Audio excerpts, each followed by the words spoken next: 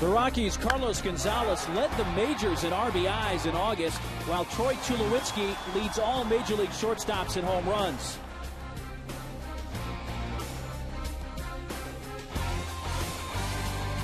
Padres starter Aaron Harang eyes win number 13 tonight. He is 7-2 this season after a Padres loss.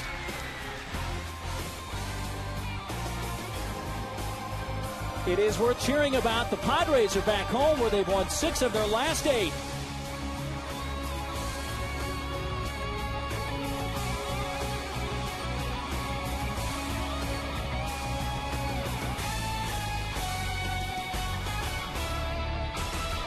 Happy Friday. Welcome to Petco Park. Tonight it is game 1 of a 3-game series between the Padres and the Colorado Rockies. We welcome you and Mark Neely along with Mark Grant. And Bud, the Padres have really done a 180 as far as home and road. Remember early in the year the Padres did well on the road, struggled at home. Now they're scuffling on the road, but playing pretty well here at Petco. The old adage in baseball, you play 500 on the road and above 500 at home. Well, right now the Colorado Rockies in town, the San Diego Padres below 500 at home. Their home record mark right now at 28-38. It'd be nice to kind of scratch and claw the way towards 500, but they've been playing very well at home and been hitting the long ball as well. So the key is to have some guys on base when Orlando Hudson comes up to the plate. Kyle Blanks, Nick Hundley, hey, it's all in the venue. Like a pitcher likes to pitch at a certain venue, I think these guys are getting the feeling that, hey, we can hit some mistakes and really help out our pitchers.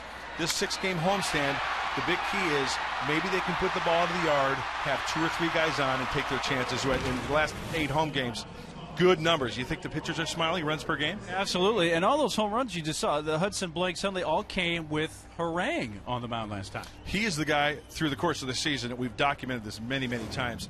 He gets all the love. And maybe lucky 13 tonight. 13 is usually an unlucky number if you're superstitious. But for Aaron Harang tonight, hey, let's get it going here in the month of September. Get the shillelaghs going, keep it going, and have Aaron Harang win that 13th game. Let's take a look at the pitching matchup for tonight. And indeed, Aaron Harang on the mound for the Padres. Harang has won 6 of his 12 games this season here at Petco Park, but is winless in 2 starts versus the Rockies this season. And Kevin Millwood has pitched in the Yankees and Red Sox organizations this season before signing with the Rockies on August 9th. He is 7-1 lifetime against the Padres. This pitching matchup is brought to you by Discount Tire, where America saves on tires. One for win number 13 tonight, Aaron Harang. Game 1 of a 3-game series, the Padres and Rockies, and the lineups and first pitch is straight ahead.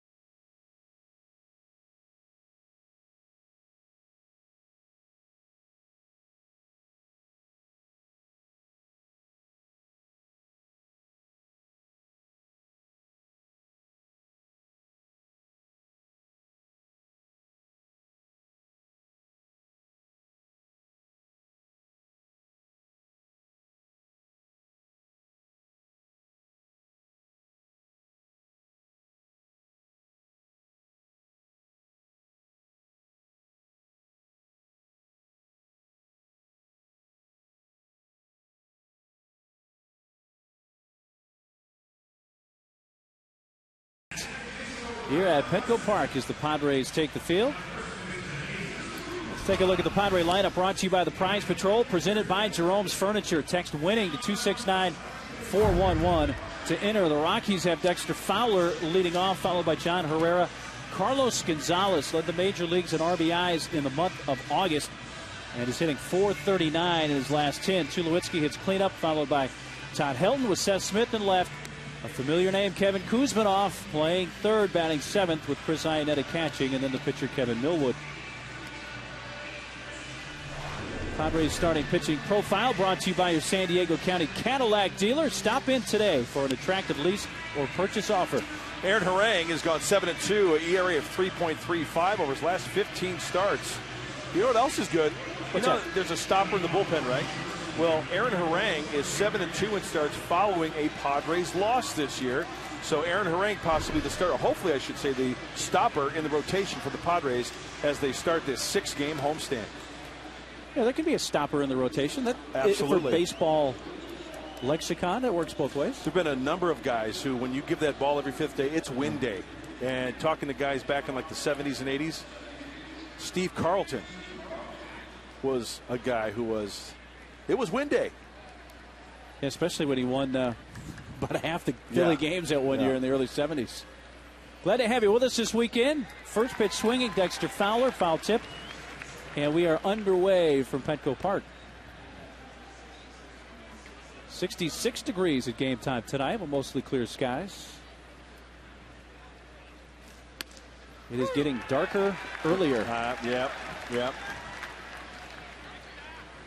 Quickly 0-2.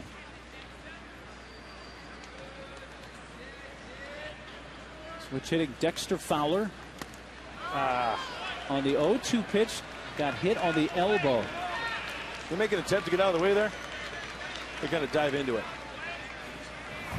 Just kind of. I don't think he made an attempt to get out of the way. But rarely do they. Yeah. And even rarer do you see an umpire call the hitter back for not trying to get out of the way. Well, tough break for Aaron Harang. You know, that side shot really gives you a good. He actually almost goes into that pitch, lets it hit him a little bit, and then attempts to get out of the way. And it puts Fowler aboard to begin the game. Jonathan Herrera makes a strike in the outside corner. Like Fowler, a switch hitter. Herrera.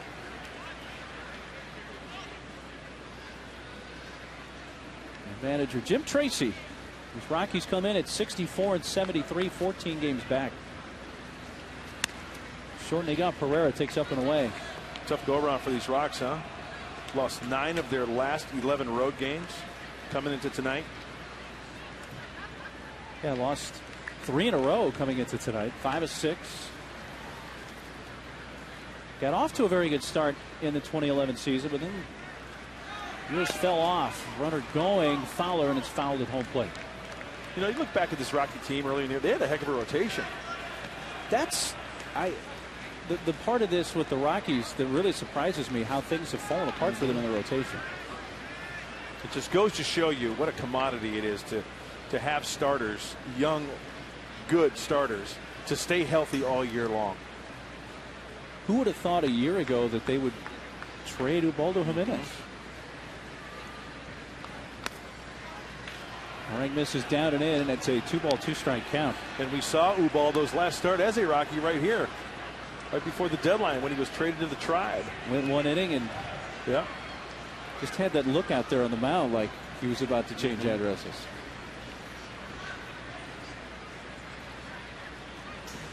Lead by Fowler, and he draws a throw from Harang.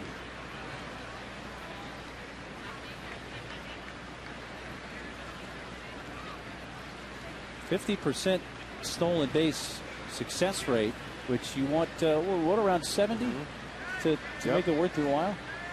The team's while? Check swing appealed, yes. Third base umpire Wally Bell says he went around. It's a strikeout of Herrera for the first out of the game.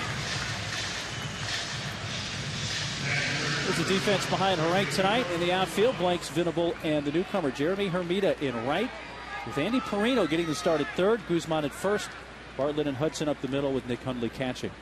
Anxious to see Jeremy Hermida in a Padre uniform. He's a pretty imposing figure himself. Yeah. Only 27. Well, the imposing figure of Carlos Gonzalez at the plate.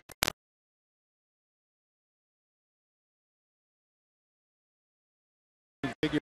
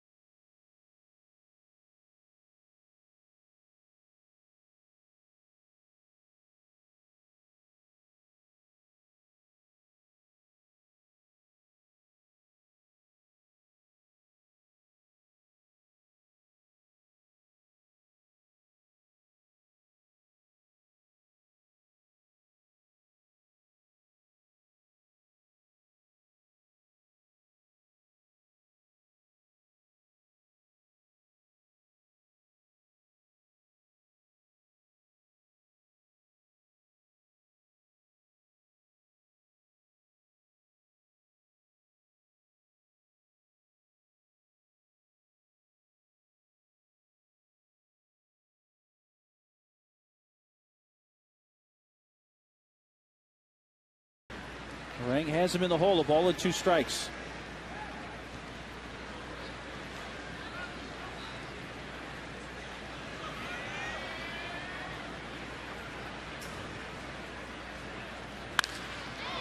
Gets under it. A high fly, shallow left near the line. Bartlett and Blanks, and it drops. They have a force out at second and get the force out. Well, Fowler, I think like most of us, thought off the bat the ball was going to be caught, and when it was not, he was forced at second. So the Padres catch a break there and do get an out, and it's Gonzalez running at first with 2 down. Hey, it's a wash. They get an out. Communication, well, kind of tough. Bartlett at the last second looks to Kyle Blanks, and thank goodness he throws a one-hopper to get that force out at second base. The beginning of that play, yeah, looks ugly, but in the long run, they get the out. No damage. It's a wash. So it's Gonzalez on the bases with 2 outs for Troy Tulowitzki.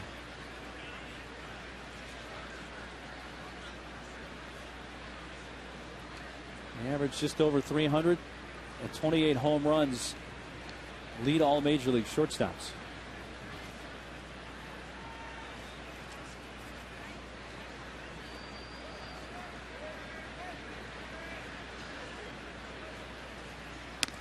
Pitch out, and Gonzalez not running. Gonzalez has 19 steals and has been caught only 4 times. Colorado Rockies ranked 6th in the National League in the stolen base category.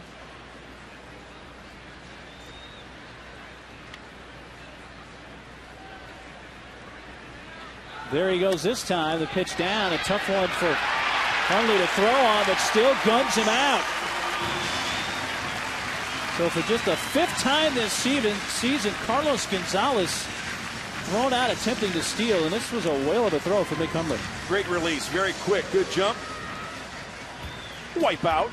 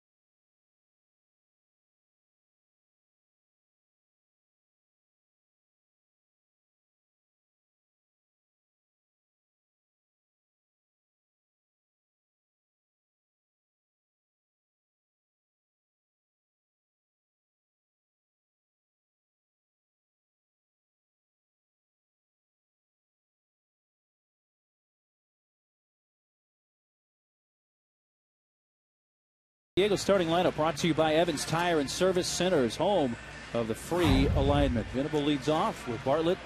Guzman hitting third. Kyle Blanks in the cleanup spot. Good career numbers for Orlando Hudson against tonight's starter Kevin Millwood at 7 of 14.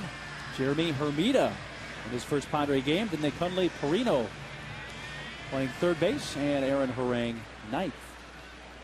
Starting pitching profile brought to you by Bank of America, setting opportunity in motion in San Diego to help our community and economy. 36-year-old Kevin Millwood still trying to chase that dream. His fourth start for the Colorado Rockies. And you know what? Overall, probably their best starting pitcher as we speak. Fastball, slider, curve, and a change. First pitch strike to Will Venable. Doesn't throw as hard as he used to in his younger days when he came up with the Braves. Touches about 91 on that fastball. He controls both sides of the plate.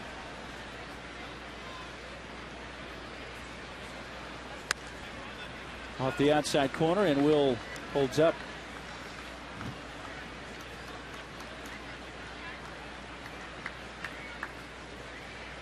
Venable, Bartlett, and Guzman in the San Diego first.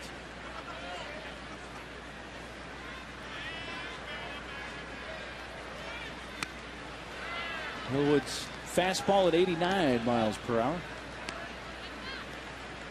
Padres saw Kevin Millwood last year, you may recall, in interleague play. He pitched here in June against San Diego while he was a member of the Baltimore Orioles. Well, he likes pitching against the Padres. Career record of 7-1, ERA just a skosh over 3. That's in 15 starts against the Padres. Tried that inside corner, the fastball touching 90, but it runs to 2-2.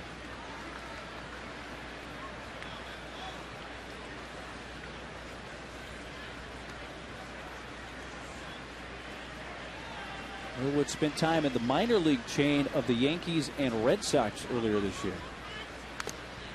A foul behind the plate. Hey, that's telling you something. 14 years in the big leagues, right? Starting out the year in Double-A with the Janks. Starts. Yeah, getting called up to Triple-A. Asked for his release and then signed with the Red Sox. Went to Pawtucket. And same thing there. Gone from the Red Sox, driving around. Got a call from his agent. Hey, the Rockies are interested. Did a beeline to LaGuardia Airport, parked his car, and hit a flight and met the Rockies on the road. 2-2 pitch. Gets him looking. Back to the fastball. Venable out on strikes. Here's the Rocky defense brought to you by North County GMC, a Southern California tradition for over 20 years. Fowler flanked by Smith and Gonzalez in the outfield.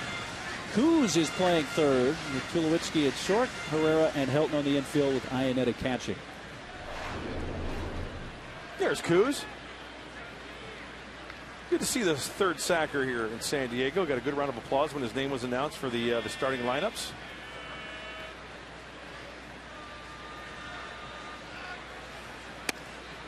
So talking about the Rocky defense, third fewest errors in the National League with 73. Those fighting Phils, man, only 58 miscues. Wow.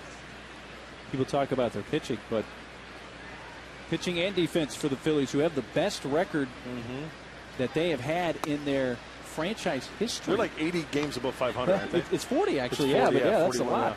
yeah.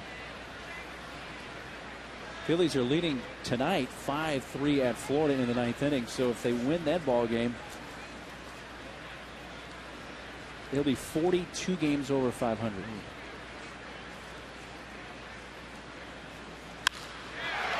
Bartlett rips it into left field. You got a 2-0 fastball. And singles for the first Padres hit. Well, I think early on, Kevin Millwood is going to try to establish that fastball. You got Will Venable looking on that two-seamer in, and here's a fastball. Kind of leaks right down the center of the plate. Iannetta was set up away.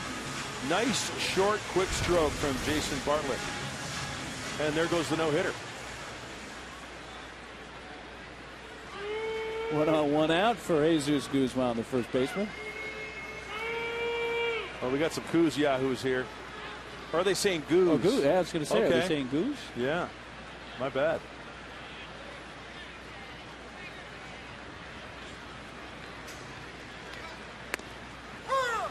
First pitch slider, strike one. You know, Guzman has hit the cuteness sighting. What's that? That's a like bucket of cotton cream? candy. Oh, okay. Cotton candy. You want to shoot your blood sugar to all-time highs? Get yourself a couple of buckets of that. That's awesome. Good for you. That's what going to the ballpark's all about. Absolutely. 0-2. You know, Kevin Millwood falls under the category of a pitcher, I would say, that has had to reinvent himself. Because early on, remember the Braves, he blew some cheese now. Oh, he had some fuzz. But now he has to rely on location and breaking balls in good location to be successful.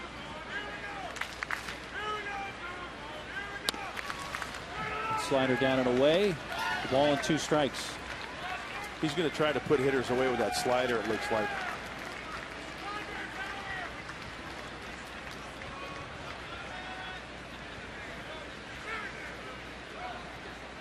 One on, one out in the San Diego first.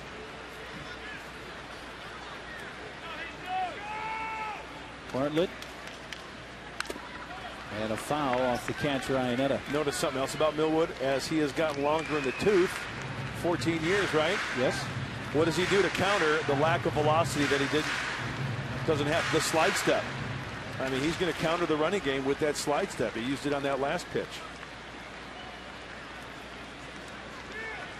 They call him Millie. You know, there was a time not all that long ago when you would name top 10, 15 pitchers in a certain league. He was in there. Absolutely. It's an ERA title. Power pitcher, you know. Mm-hmm.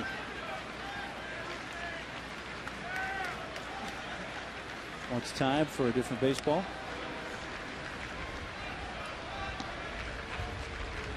You know, you win 160 games in the big leagues. That's quite a career. That's what he stands at going in tonight. 160 and 138. And you know, he's approaching 2,000 strikeouts too. So there's a little milestone that would be nice to reach. 45 shy of 2,000. Back to first goes Bartlett, who has swiped 23 and been caught 8 times.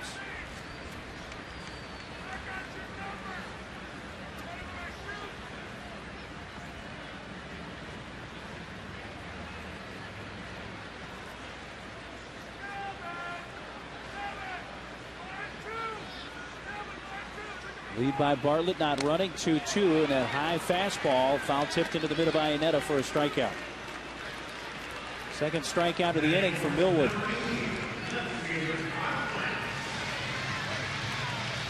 First pitch of the at-bat, what was it? It was a slider for a strike, right? Then he painted a fastball down and away. And it looked like Iannetta was set up inside, but up the ladder just a little bit. Looked like it might have been by design. Well, that's one of those pitches that out of the hand, it really looks like a meaty pitch. Gets up on you. Tough to get that top hand on it. And you got to keep scrolling when you come to the ball yard, right? Keeps you in the game. Trying to look at his notes, see how he indicates hit. Everybody's a little bit different. Broken bat. Blank sawed off. Bare hand. Nope. Cruz makes the exchange and safe at first as Blanks with an infield hit. Big 88 train getting down the line. And it's 2 on, 2 outs.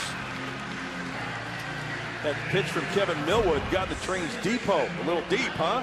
Wow, that bat just explodes back to the screen. Little double clutch there by Kevin Kuzminoff, and we know that Kyle Blanks has some speed. That's the difference there in that one, it looks like.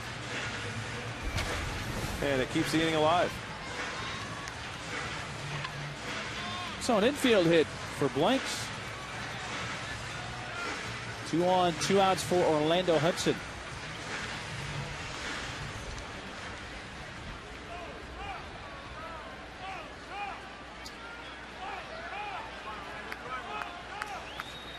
I showed you up top that Orlando Hudson has good career numbers against Millwood. 7 for 14.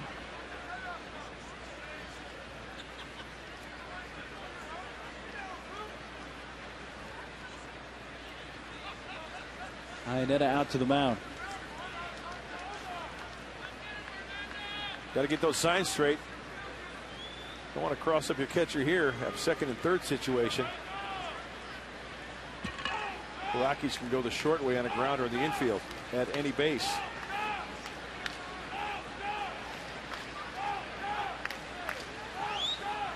Hudson hitting well the last few weeks.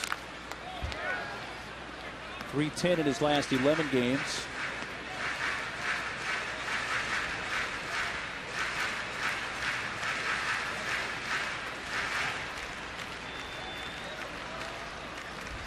Singles in the inning from Bartlett and Blanks.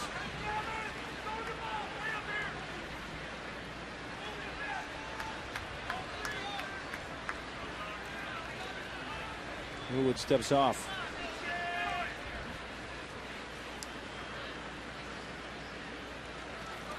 Millwood led the American League in ERA in 2005. 2.86 mark that year. Didn't he have a below 500 record that year or close to it? Correct. He was with Cleveland and went 9-11. Yeah. He was the first American League ERA champ with a losing record since former Cleveland Indian Stan Kovalevsky back in 1923, who won the ERA title at 2.76 despite being 13-14.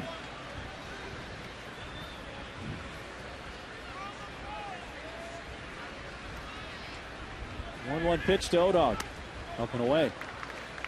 Looked like a changeup from Millwood, trying to mix it up to the O-Dog.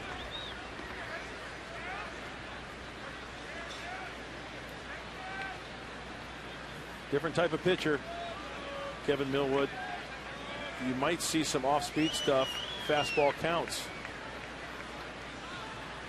Pitching backwards, so to speak, right? And let's see what he does. 2-1 to Orlando Hudson. Fastball. Hit slowly to the mound, left side of the mound, and Millwood gets off to make the play at first, and the Padres strand two at inning number 1.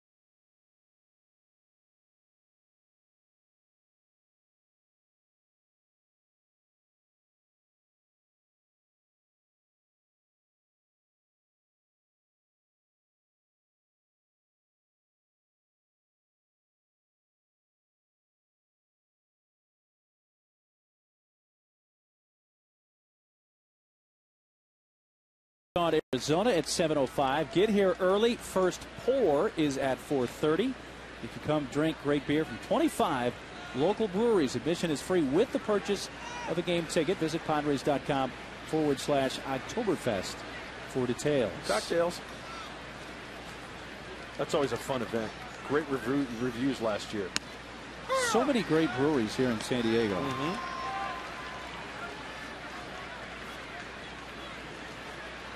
Brooke Tulowitzki was batting when Carlos Gonzalez was caught stealing at second to win the Colorado first inning. A little bit inside from Harang.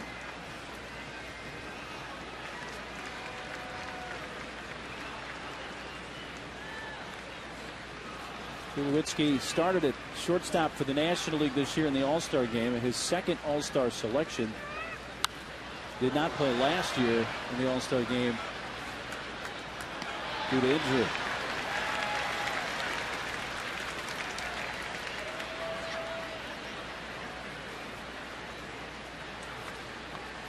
He is signed through 2020.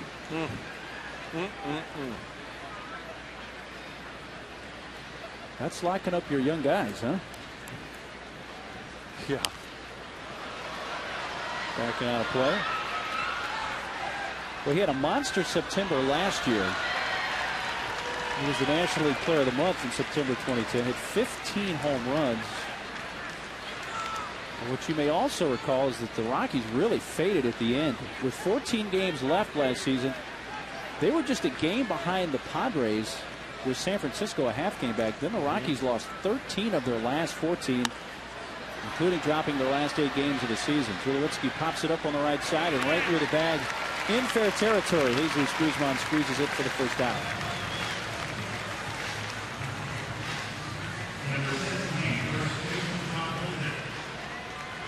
I was going over this Colorado Rocky team, and I'm sure Aaron Harang knows this because they go over the details with Darren Balsley and the whole pitching staff about this Rockies offense. You know, this is a disciplined team up at the plate. The most walks in the National League, 479. So they're up there. You know, there are guys like Helton. They like that first pitch. They'll take a hack at it. And a lot of that may be at home, where walks really come into play at Coors Field. If you're a pitcher and you walk a lot at Coors, that you're just playing with fire. Yep. A lot of nitpicking going on, huh? Especially at that ball yard.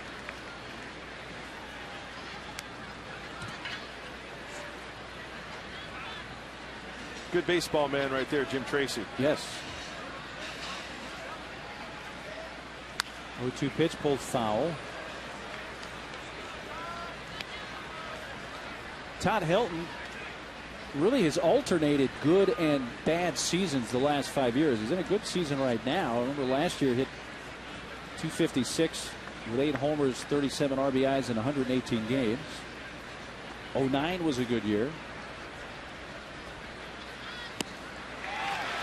And the strikeout and a 90-mile-per-hour fastball at the knees is number 2 for Harang, and 2 outs in the inning. You know, I think Aaron Harang gets away with a little bit of deception at times. And he gets that downward plane, and also a little bit of movement helps as well. That's a good two-seam fastball, looks like, away, tailing away. But the key there, down, good downward plane.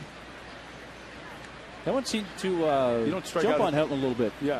And behind it. You don't see Helton, you know, over the course of his career. He's not a guy who strikes out a lot. You're talking about the good and bad years. I remember 2009, he would foul off pitch after pitch after pitch with 2 strikes. He'd drive you nuts. In fact, that's only the 69th strikeout for Helton in 408 at-bats. Seth Smith sends a foul up into the second deck.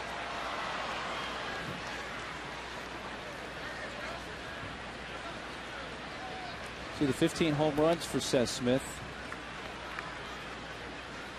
He had a home run August 1st against the Phillies off lefty Cole Hamels. The significance of that.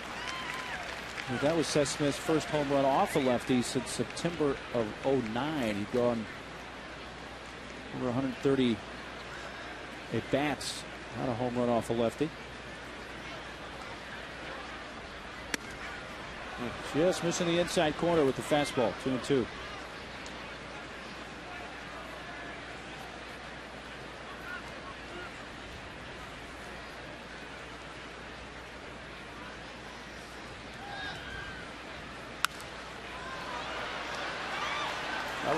I like that idea. I like that sequence there.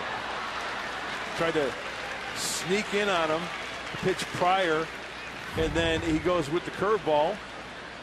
And you see that was almost all upper body from Seth Smith. You know, up, you know, arms. Just trying, you know, not took the lower body out of the equation. Right back at it. Another curveball, but it's 3-2.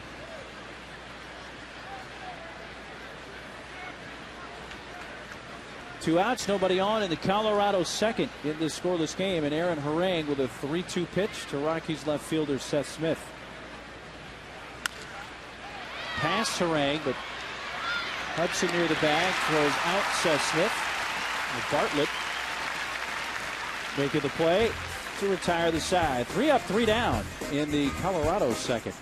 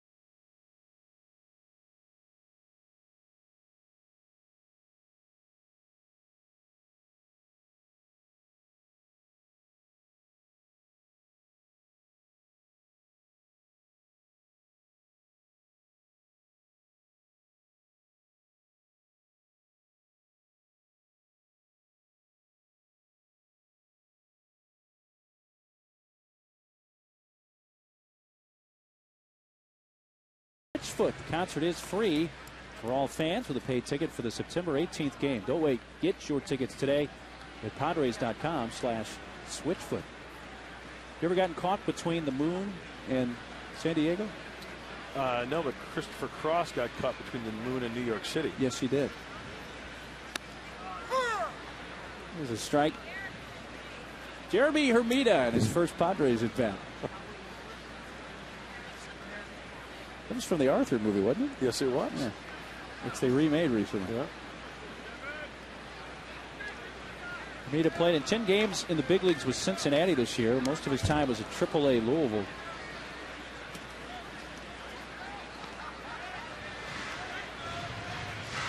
Long-time Florida Marlin. First rounder, 2002. 11th pick overall.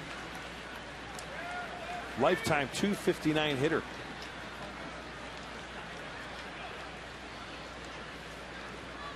Rockies infield plays him to pole. Ball outside for Millwood. And you mentioned it earlier. There have only been 2 players since 1900 in Major League history that have hit a grand slam in their first Major League at bat. They're both here tonight. Mm-hmm. And Kevin Kuzmanos was on the first pitch. That right. He saw.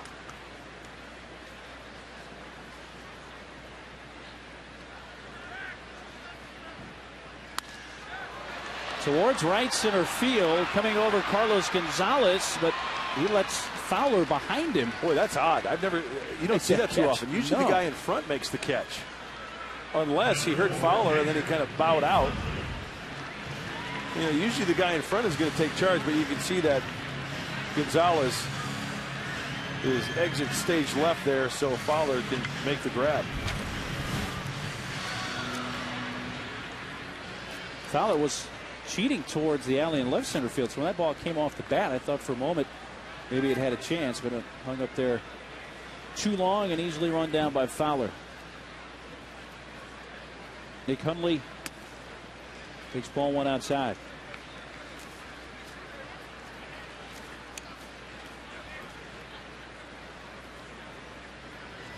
Nick hitting .389 since coming off the disabled list. 12 extra base hits since coming off the DL.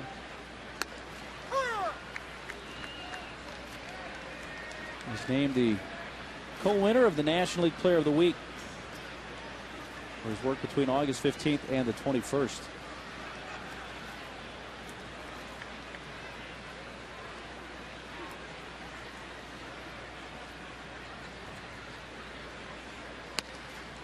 Ooh, good movement from Millwood, huh? It's a pretty good pitch. That's a really good pitch. Yeah, pretty good pitch from Millwood, and Iannetta. That ball kind of ate him up a little bit on the backhand, you know? Got tailed. Thumb down on that one rather than thumb up. Does that make sense as a catcher, you know? Absolutely. Good movement down, what was it, the two-seamer. Diving attempt by Tulowitzki. It caroms off his mitt to Jonathan Herrera, and Hundley's on with an infield hit. Third Padres hit of the game, and two of them have been infield hits. Tulo said, he goes, that ball hit my glove? He honestly thought he had the ball in his glove when he dove. Dive. He's like, where is what? it? And then you could read his lips after that. He was talking to Herrera. He said, did that ball hit my glove? He thought he had the ball in the glove. Yeah. Then he may have thought did I lose it in the exchange? Was it in the mid in the first place? How many times have we seen Troy Tulowitzki make that play with ease? You know? He makes it a bunch. Yes, he does.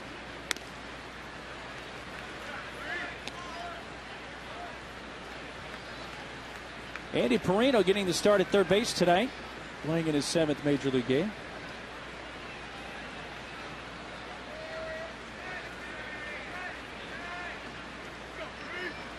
Both of his big league hits have come from this side of the plate, left-handed.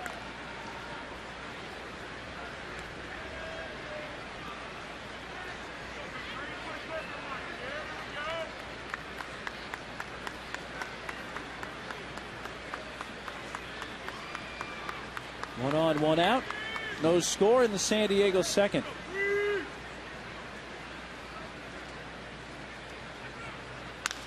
Perino may have broken his bat, but gets it through the right side.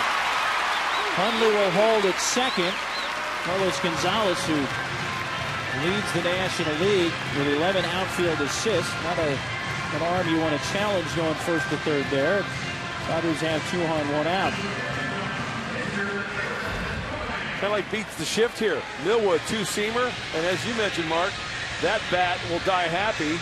Snap that shillelagh. A little high stepping going on by Nick Hundley. And now Aaron Harang trying to flip that lineup back to the top of the order. 5 hits on the season for Harang with 4 sacrifice bunts. He looks to move over Hundley and Perino here. First pitch strike.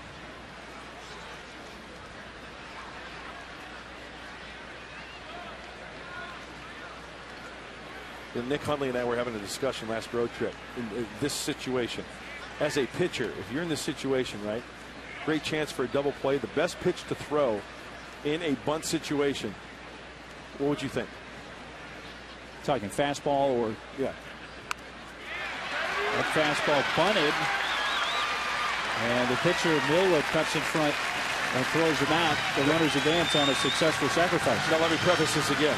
First and second, you want the catcher to field the ball, so the possibility of a double play.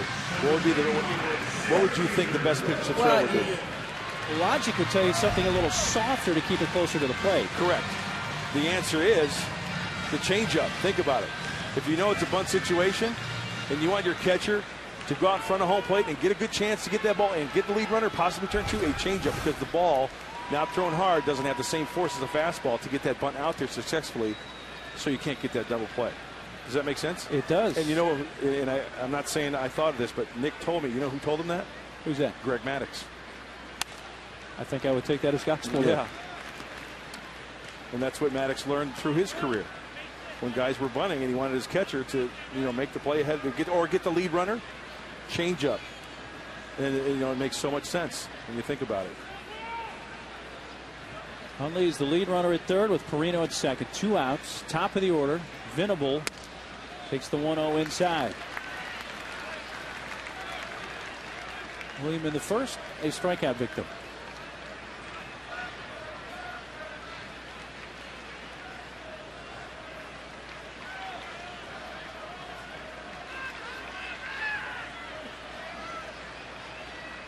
Millwood continuing to pitch out of the stretch.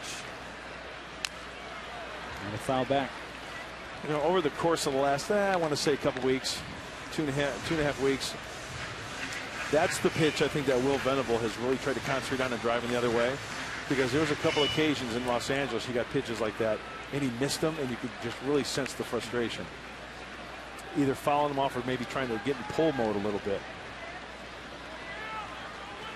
Because Fowler's on the second base side of second base and center field. You drive that ball to the opposite field gap. Nope. Appealed. Yes, he did. He did go. Did not need the appeal. 2-2. Victor Carapazza, plate umpire tonight.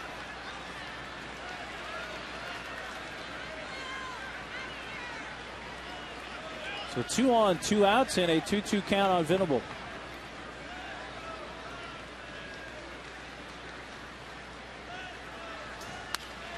William pulls it to the right side. The pitcher Millwood has to cover, and Herrera gets it to Millwood for the out to retire the side.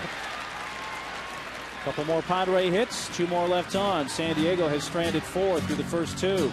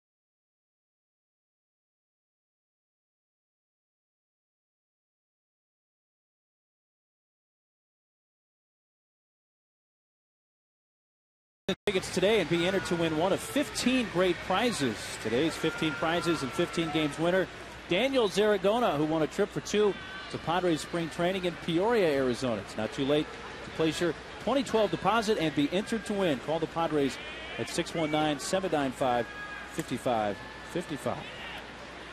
Well, a few Kuzes came out of the stands moments ago when Kevin Kuzmanoff was introduced.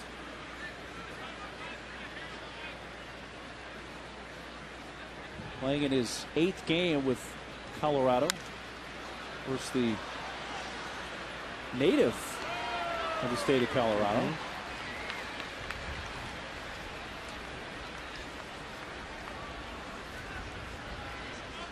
Kuze shot at third base. Third base has been a bit of a black hole for the Rockies this year.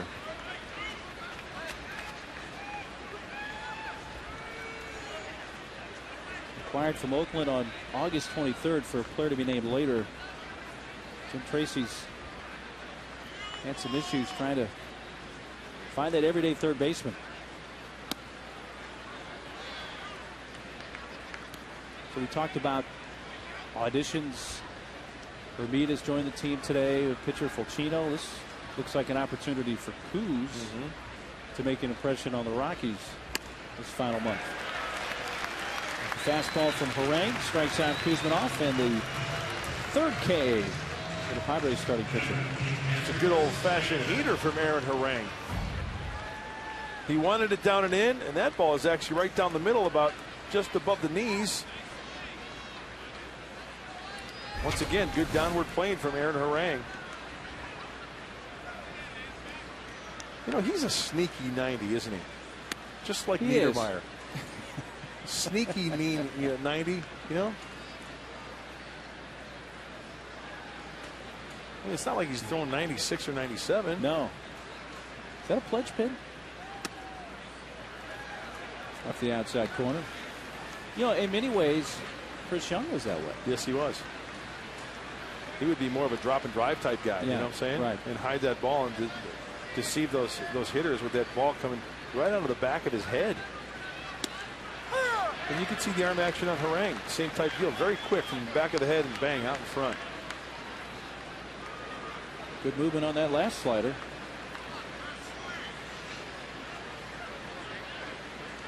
Two-one pitch to Iannetta. Nice. Back to the fastball at 91.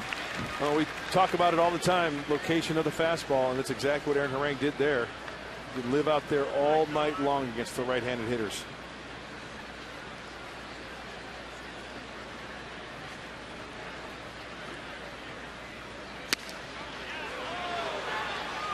That fastball just a hair off that outside corner, and Laz Diaz at first on the appeal says he did not swing. Let's see what track said. Just off the plate.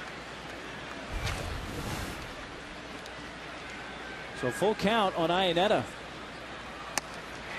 He strikes out on a pitch that was up.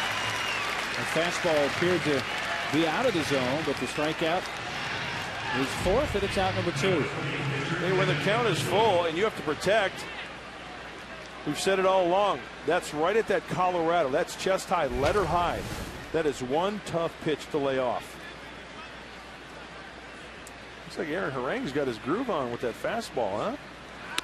Again? Well, the only base runner that's reached was Fowler leading off the game. 0-2 got hit by a pitch. It looks like the ball is just jumping out of his hand at this point of the game, hitting his spots as well. He's definitely off to a good start here tonight. This is his 43rd pitch of the game. And he's ahead of his counterpart Millwood 0-2. Smooth as silk. Nice fluid motion.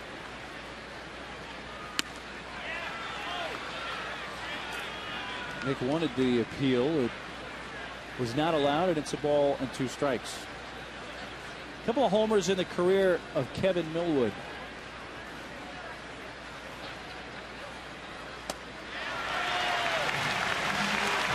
Looks like Aaron Harang left Uncle Charlie on the pass list tonight. Harang strikes out the side, and he's fanned 5. No score in midpoint of the 3rd.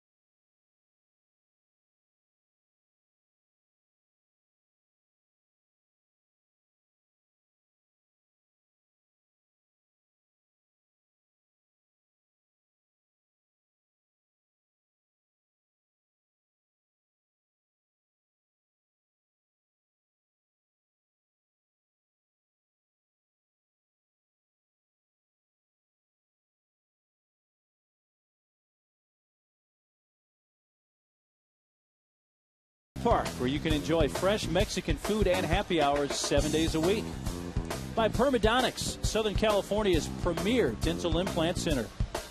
And by your San Diego County Cadillac dealer. Visit them today for an attractive lease or purchase offer. Happy you could join us on this Friday night. Mark Neely, Mark Grant, and our Channel 4 crew from Petco Park. Oh, homemade All right. sign. We'll clap for that. I'm 10. We are clapping. Happy birthday. That's awesome. She wants. There she is. She was just on the big board.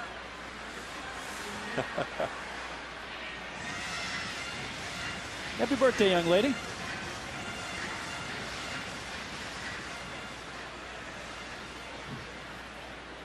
Two, 3, and 4 hitters for the Padres in the third. The only hits in this game, and there have been a total of 4, all belong to the Padres. Bartlett has one of those. Kyle Blanks, Nick Hundley, and Andy Perino have the other singles.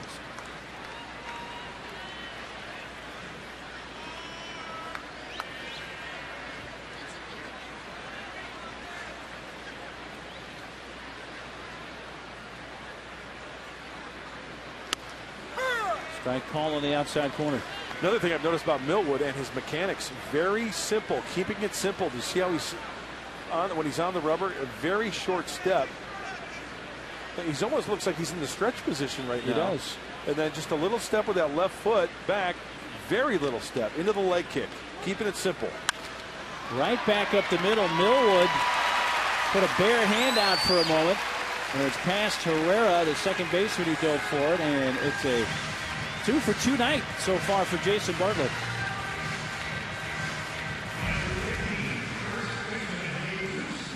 Tell you what, fastball up and away, fastball down and away, down and in, up and in. Jason Bartlett, you know, he's not going to get a hit each and every time, but he can fight some pitches off. Dave Roberts was in the clubhouse today talking about Kevin Millwood and the tendencies that he has when a runner's on base. Didn't get any information, but they were going over what Millwood does. And they do that day in and day out with the starting pitchers and the relievers. A lot of homework going on in that coaching room. I'm not going to give away any secrets, of course. See the stopwatch there. And giving a time to Bartlett when he goes to the plate.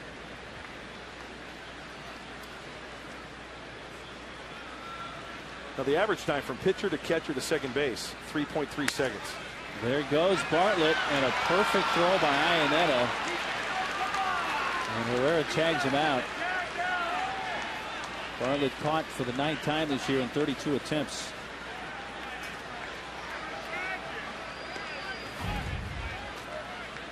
Slide step again. Flash look. Oh, not even close. He caught a spike there at the end. You know, it could have been a hit and run.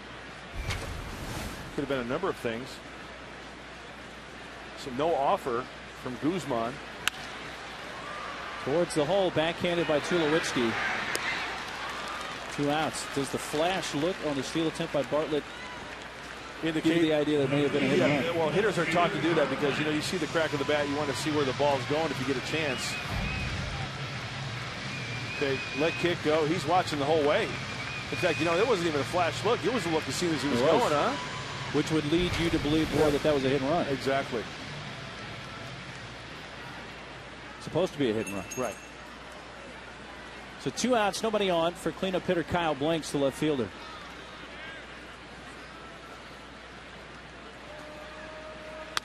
And usually they will do that when a pitcher is quick to the plate, right?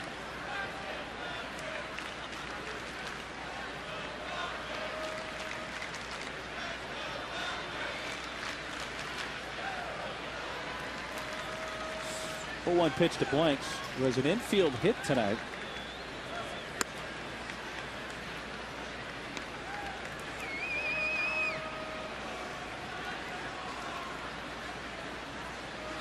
Three types of fastballs from Millwood: a 2-seamer, a 4-seamer, and the cutter we just saw to Blanks. Just a little bit of movement away from the righty.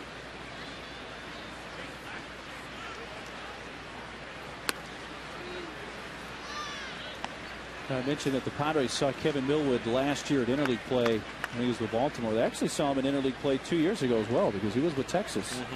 In 2009, the Padres went to Arlington interleague play. In fact, Millwood was the 2009 Rangers opening day starter. The fourth time in his career he had been an opening day starter.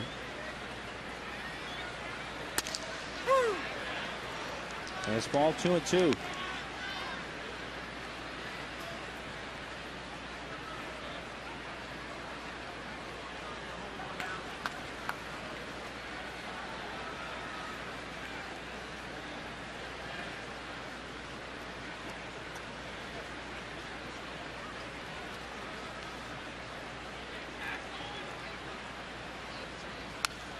Blank staying alive, fouls it back. That's the pitch. That good old number 88. He's got to try to drive either right center or center field. Ball up and away. You get this guy extended away. He squares up on that. It's going to go for a ride.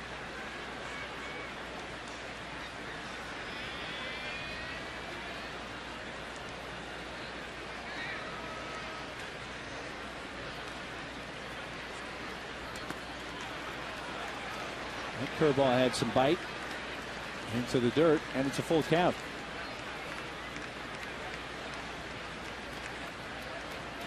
Talked to Kyle Blank's pregame show in Arizona. What do you think of this? I asked him. He should bring back the fro. He liked the fro, do you? Remember the fro? Yeah, oh yeah. Oh, big league. Oscar Gamble-like. Blanks has worked it to the first 3-ball count for Millwood tonight. It's a 3-2 pitch.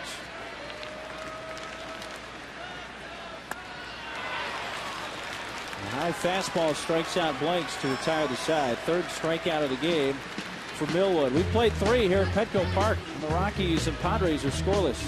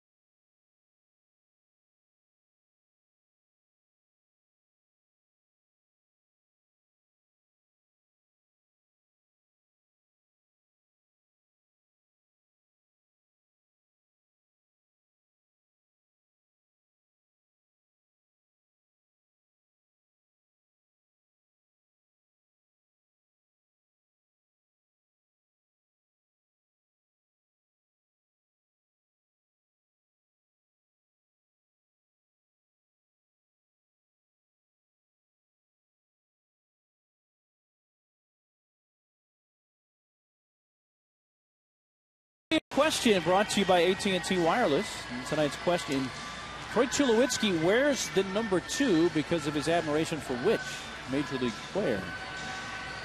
I can't answer that one because I know the answer, so I won't spoil it for our viewers. Please don't. Top of the order: Fowler, Herrera, and Carlos Gonzalez. Tulowitzki do a 4th in the inning. First pitch swinging, line left center. Venable misplays it. It goes over his head.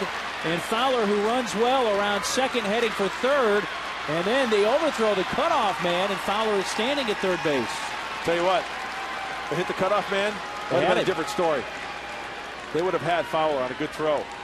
But no worse feeling for any outfielder than a ball hit, and you think you've got a beat on it, and then all of a sudden, you get to the point of no return, and then you got to go chasing. coming in right there. Oh, no, not a good feeling for Will. Kyle Blanks backing up like a good outfielder, and there's the missed cutoff man, right? Had a chance. So you get the cutoff man. Well, it goes as a triple for Fowler, his 14th of the year. He's third in the National League in triples.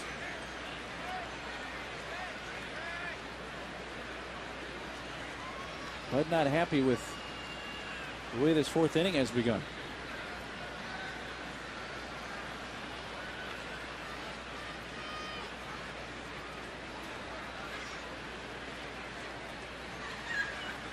Pitch to Herrera. And a little looper in the right center field is going to drop in for a base hit. And Fowler headed for the plate. Now down to second, and a bad throw there. They weren't going to get Herrera anyway. But a single for Herrera in an RBI. Fowler was waiting to see if the ball was going to be caught. And when it dropped in, Venable thought that he had a chance at the plate. And when that throw went all the way through, Herrera went to second. Just happened to hit it in the right spot. Off-speed pitch, a breaking ball away, and once again, not hitting the cutoff man, right? There's no way they're going to get Fowler. Over through the cutoff man.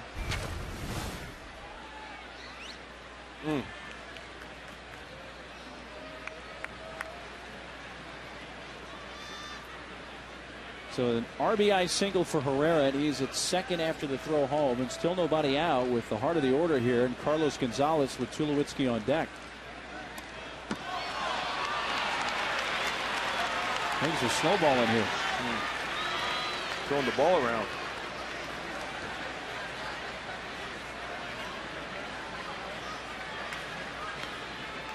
Wild pitch charge to Harang. Looked like it was a fastball up and away. Now they've changed that and scored it a pass ball. Yeah, that looks like a catchable pitch.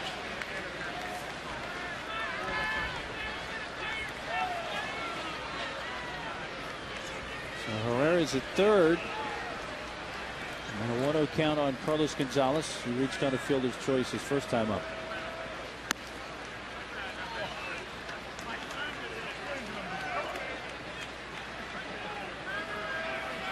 Great numbers for Cargo his last 10.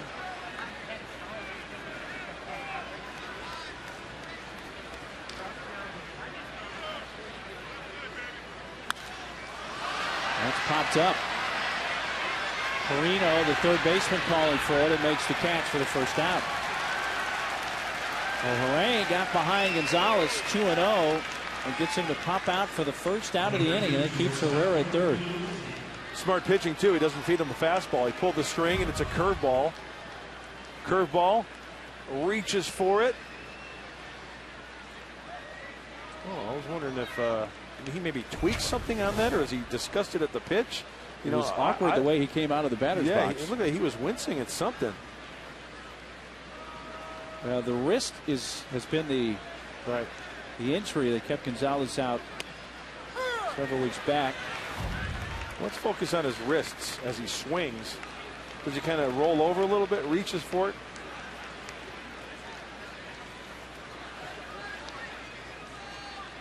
Tough to tell. The right wrist. That's what he actually injured while batting at one point and re-aggravated it in late July. That ball weighed that by Tulowitzki. Only keeps it close enough to the plate. And Herrera remains at third, and it's an 0-2 count.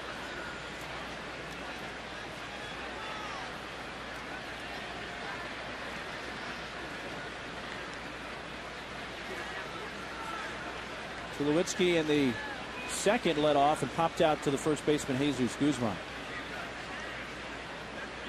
A 304 average with runners in scoring position, really right at his season average. Came in at 303, now at 302. Another block there by Hundley. Heavy dose of breaking balls to Tulowitzki. I mean, the ideal situation here with that breaking ball, you speed up the bat of Tulowitzki, and it's a one-hopper right at Perino. That's the ideal situation.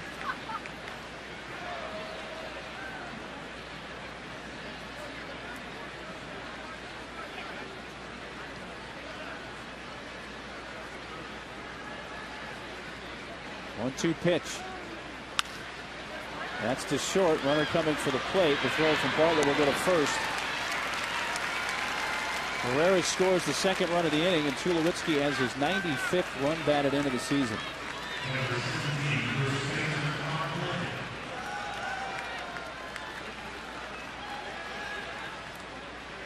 That's a guy not trying to do too much, right? On that pitch there, just playing pepper. Put it in play. Yep. 2 outs, bases empty for first baseman Todd Helton.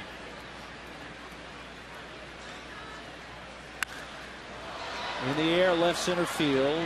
Kyle blinks a few steps to his left. Really no fault from Harang in that inning, but does give up 2. And the Rockies have the lead midpoint of the 4th.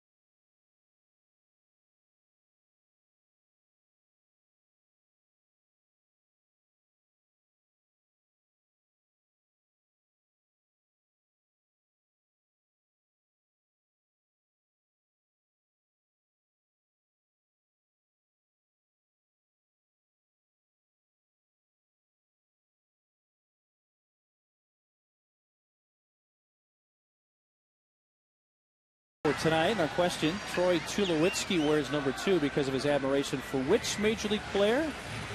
And the answer is the Yankees' Derek Jeter, who wears number 2. You have to assume at some point, not long after he retires, Jeter's number 2 will be retired by the Yankees. Between Billy Martin and Babe Ruth. Number 4 would be Gehrig. 5 DiMaggio. is DiMaggio. 6 is still being worn. Torrey wore number 6 as he was manager. 7 Mantle. 8 Dickey and Berra. At both of the catchers, right? Yeah.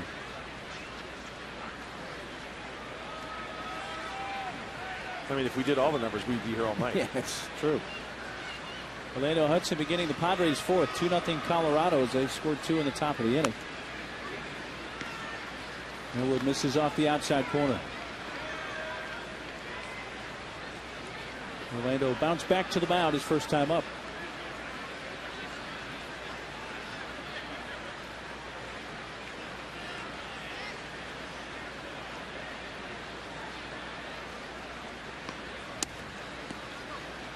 A bit inside, 2-1. Big series in San Francisco. Arizona got out to an early 1-0 lead, but the Giants in the 4th leading Arizona 3-1. What a huge series for the Giants, especially. We started tonight 6 games back. Arizona's won 9 in a row going into tonight.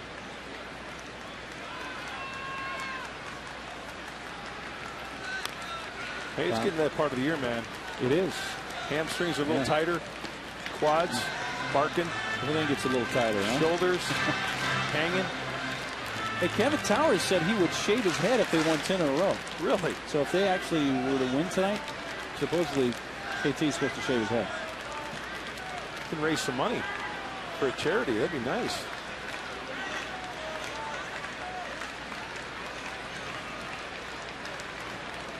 Two and two on Orlando, leading off the San Diego 4th.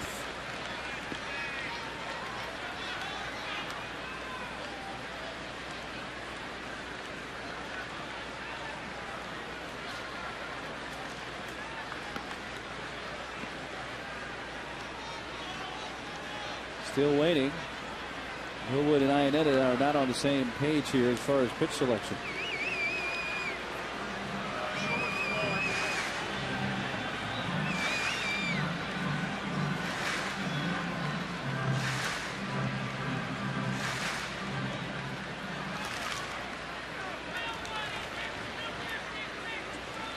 Let's see what Millwood and Ionetta have decided on.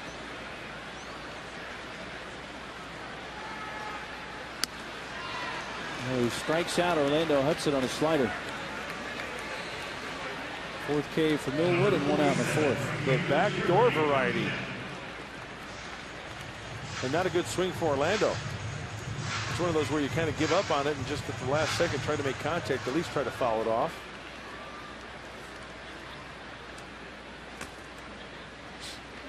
Hey, that happens, right?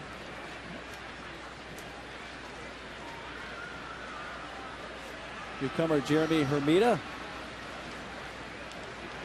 flying to center field in his first Padres at bat, which came leading off the second.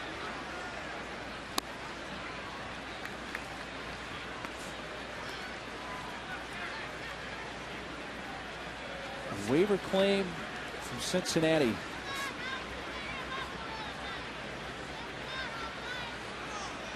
Padres also on a waiver claim have gotten Drew Carpenter, a right-handed pitcher from the Phillies.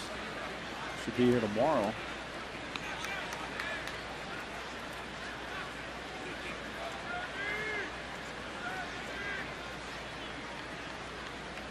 Arena came up with the Marlins, made his big league debut in 2005.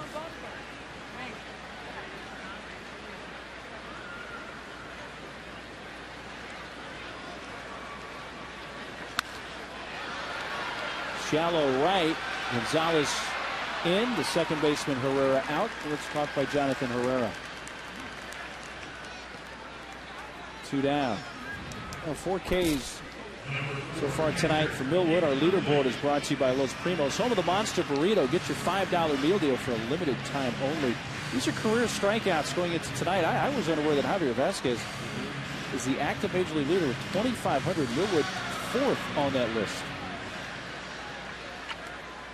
Tim Wakefield second with 2,135 strikeouts.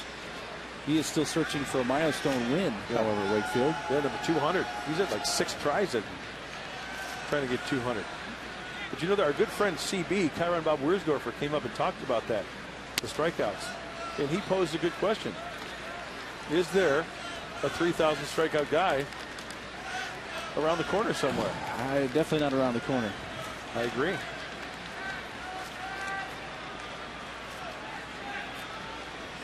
Well, they've asked that about 300-game winners, too.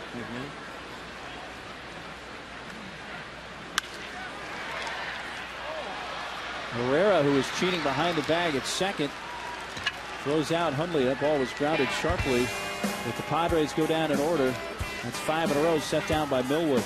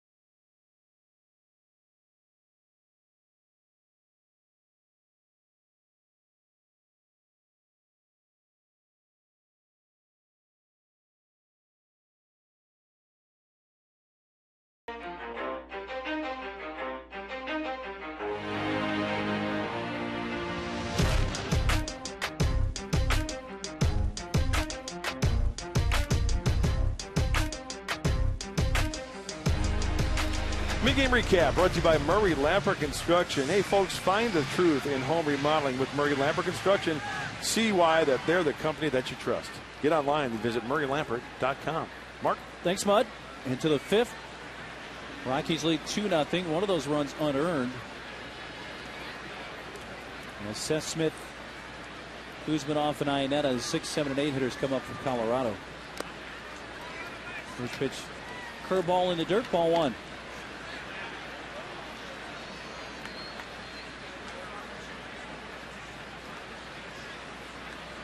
Rang allowing the 2 runs in the fourth, 1 unearned, but Mud, you look back at it, and yeah, Fowler did hit the ball well, but it's a ball that should have been caught. Right. With the infield shift, 3 defenders on the right side. That's rolled out to Orlando Hudson.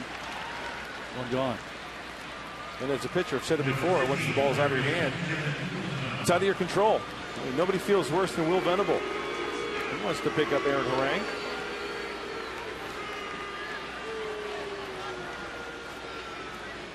Some Kuzes come out of the stands again for Kevin Kuzminoff, who fanned his first time.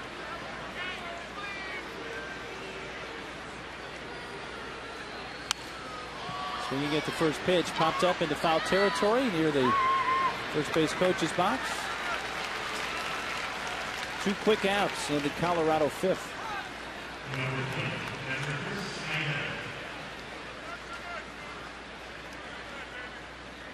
The next pitch for Harang will be his 60th of the night. He has 2 outs here in the fifth.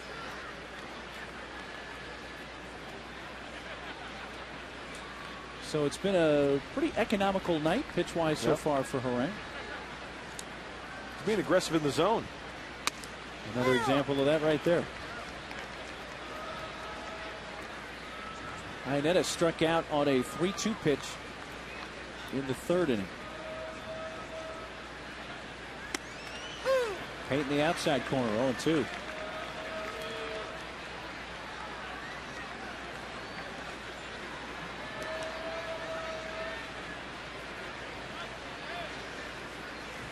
Oh, 2 delivery. Can't get Iannetta to chase that high fastball. Good spot.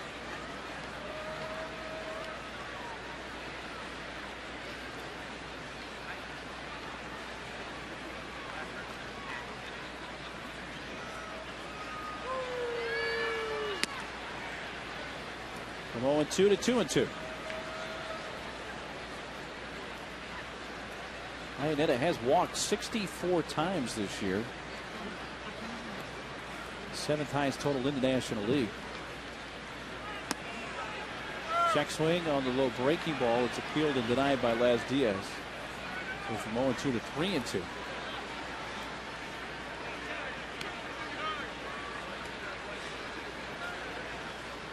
Iannetta fanned on a high fastball up and out of the zone on 3-2 last time.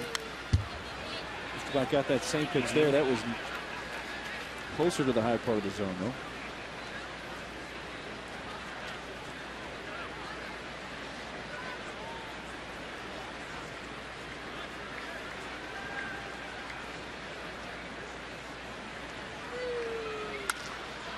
And a line over the outstretched glove of Jason Bartlett and into left center field. Iannetta singles for the 3rd Colorado hit. Aaron stayed with the strength, that being the location of the fastball.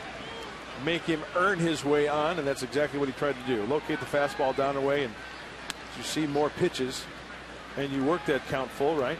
Kind of leans towards the advantage of the hitter.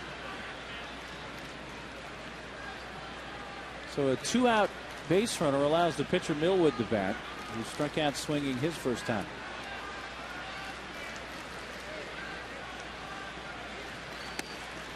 Strike 1.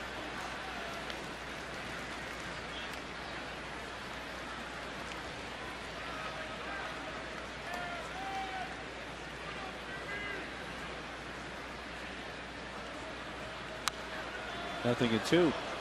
You know, I'm going to correct myself because that hit, Iannetta hit, that's a slider. Look at it out of the hand. Working around it. The break, he left it up, and Iannetta stayed on it. So I stand corrected.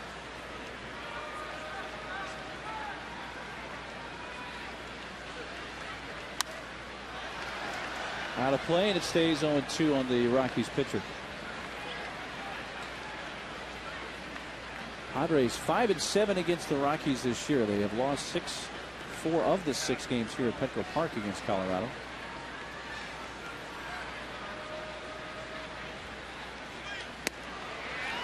There's the slider. And a strikeout of Millwood. It's a half dozen Ks for Harang. Man left on to the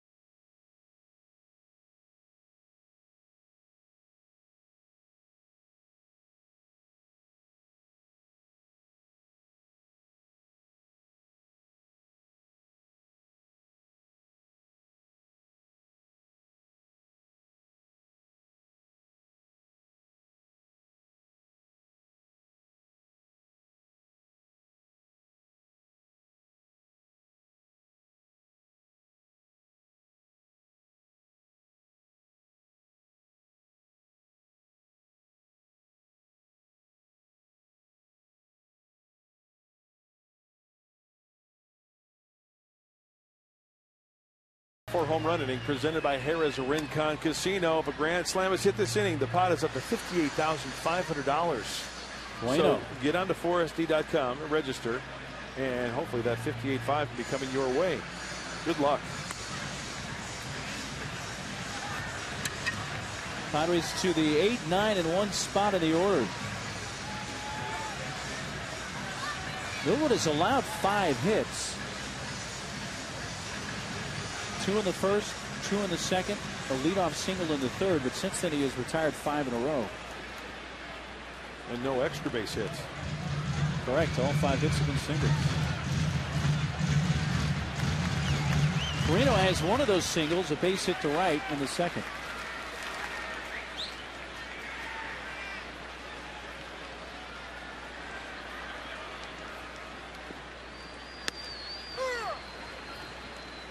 Both pitchers have done a very good job of getting ahead of the hitters tonight. And yeah, just as you said that, both pitchers tonight basically kind of doing the same thing. Very similar. 90-91, flipping up the breaking ball, trying to hit the corners, working in and out.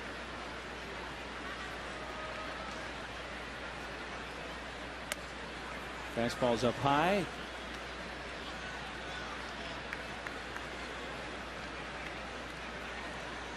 Millwood, a native of North Carolina. Was originally an 11th round pick of the Braves back in '93. Made his big league debut with Atlanta in '97. And a lead play left side. Millwood won 18 games for Atlanta in '99 when they went to the World Series. Most wins in a season, 18. That was in his final season with Atlanta in 2002. And remember, the Braves traded him that offseason for catcher Johnny Estrada. He spent 2 seasons in Philadelphia. 1 year in Cleveland when he won the AL ERA title in 05. Breaking ball hit softly right side. The flip by Helton to Millwood. And a 3-1 putout. Well, he'd lead him perfectly on that. Millwood didn't even break stride. A lot of times pitchers have to get towards the bag. They get close to the bag and they kind of stutter step a little bit. Millwood, like a thoroughbred, just going to the finish line, not even breaking stride. And of course, it's a good feed from Helton. See how he centers himself? Good feed. Perfectly done.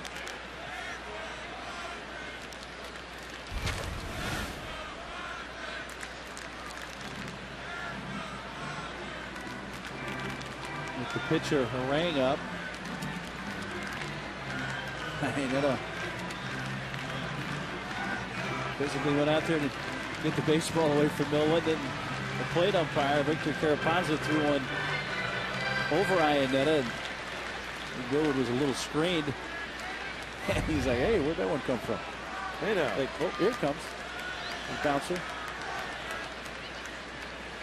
No fault. Victor Carapazza, the plate umpire.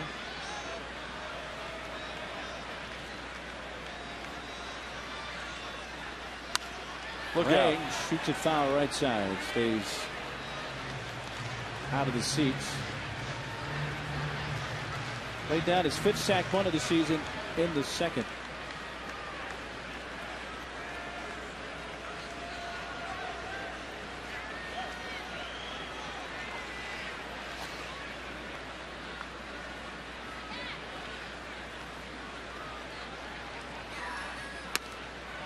See the way Iannetta was set up there. I loved it when catchers would, especially when a pitcher has to hit his spots, they get in that crouch and they give that really low target to force you to get it down. Iannetta looks like he sets up really well behind home plate, gives Millwood a good target. Wanted it low and away, got it away, but up a bit. But Harang swings through it. 1-2. Always loved throwing to a big target as well. Mark Parent, all 6'6" of them. Had like size 9 feet. Size 9? Had like 10 and a half tops. 2 pitch. Strikeout is the 5th for Millwood. 2 outs in the inning. Yeah, Mark Parent would be the guy. I'd come in relief, take my 8 warm-up tosses, come out to mound and have a little chat. He'd lift up his mask and his helmet and say, look me dead in the eye and say, is that all you got? That's funny. And would you keep a straight face most of the time? Kind of, just get back behind home plate. Let's try to get some. And he would chuckle. He knew exactly what he was doing. Go back behind home plate. Top of the order, Will Venable. First pitch, fastball, strike. Who are some of your other favorite receivers over the years? Dave Valley, up yeah? in Seattle. A real gamer. Run through a brick wall for you. Call a good game. Get dirty blocking balls. Of course, Benito, because he could throw out, He can throw out. Is it Usain Bolt? Yeah, he's the guy from Jamaica. Yeah.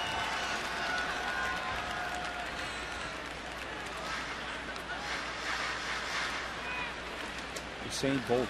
Yeah. He could throw out Claudell Washington back in the day, who was just a pinch runner for the Oakland Athletics.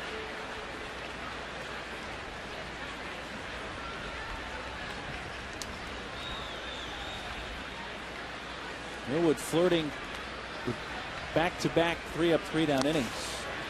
Buries the slider in the dirt. Speaking of Benito, I think I'm correcting when I say one game at then Jack Murphy, he threw out Tim Raines when Tim Raines was in the heyday of stealing bases from his knees.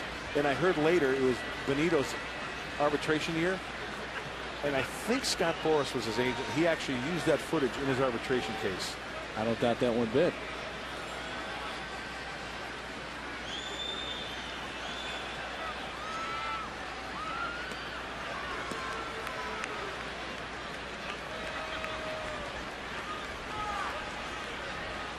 And then we'll try to keep the Padre 5th going.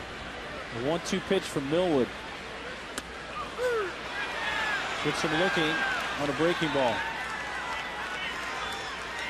That is 8 in a row set down by Kevin Millwood.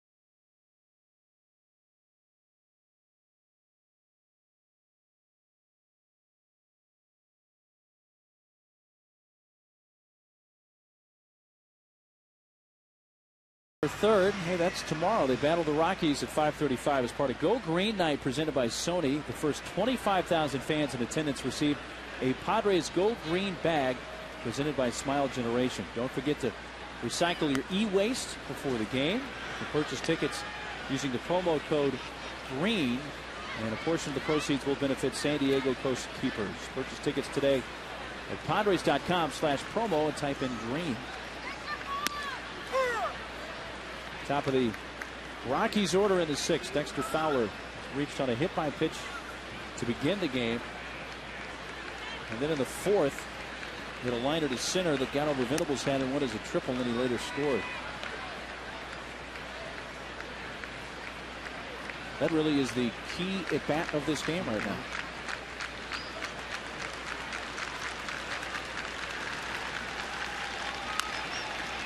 Softly up the first base side, barehanded by Harang, fires to Guzman. The big boy kind of lowered the arm angle there, huh? Getting rid of it quickly. Yeah, that wasn't an easy catch for Guzman from that angle, was it? Kind of had to oh yeah, late adjustment.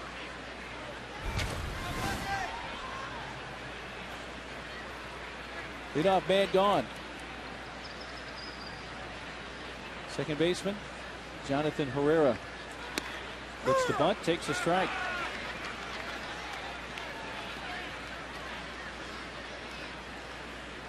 Blooped the base hit to right center his last time up, which drove in Fowler at the first run of the game, and then Herrera would eventually score. Breaks his bat, and it's just out of reach of Hudson. You noticed where Orlando was playing there. Herrera runs well, so Hudson was in several steps in on the dirt. And it just eluded him. He tried to climb the ladder for that one. A base hit for Herrera, his second of the game. Yeah, that's the give and take, right? It's a breaking ball. He elevates it, but you're right. With the speed, they hit it on the ground just out of the reach of Orlando Hudson.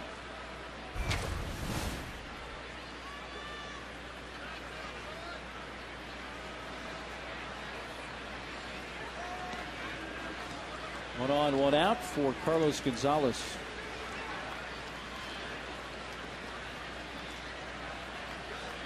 Reached on a fielder's choice in the first and popped out to the third baseman Corino in the 4th. Fastball at 91 is inside.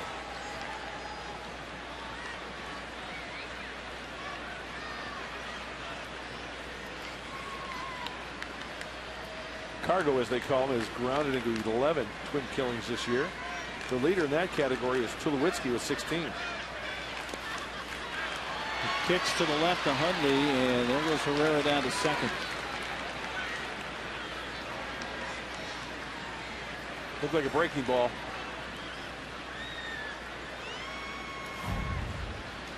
Short breaking ball, yeah, a little slider. And that ball hit home plate. I think it bounced right off the back end of it. Yeah, because I didn't see any dirt kick up. A wild pitch.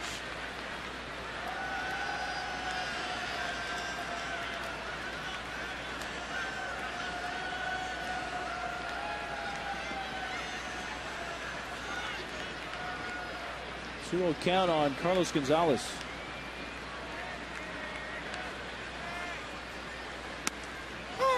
Ooh, the high strike. Nice. Very high strike on the slider.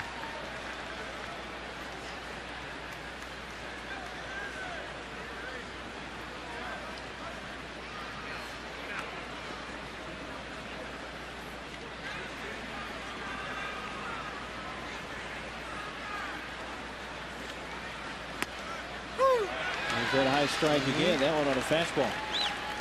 I wish more umpires would call that pitch. It's a legitimate strike. A lot of the hard hit balls that you see from hitters are pitches that are elevated just at that, but if taken, guys gripe at it because it's called a strike.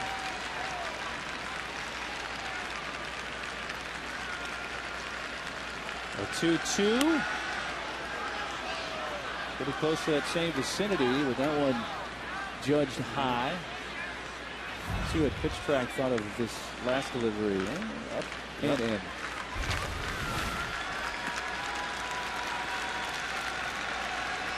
Full count.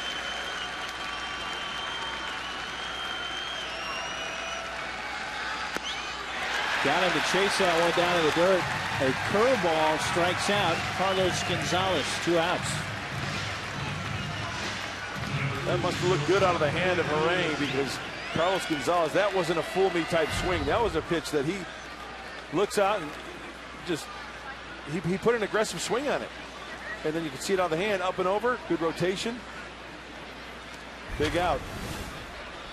Especially with that runner in scoring position.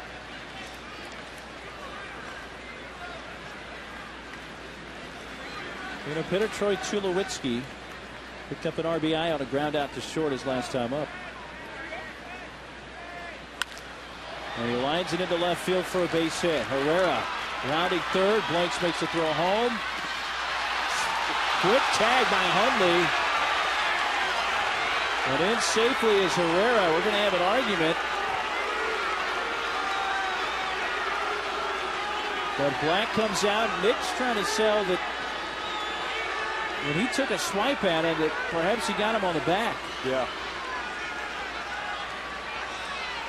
Very quick on the swipe tag.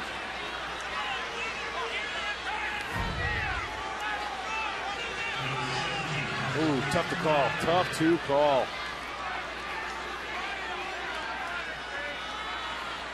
Did you get him on the helmet, maybe? If it was just barely getting it, you know? Because it looks like that's where the glove went.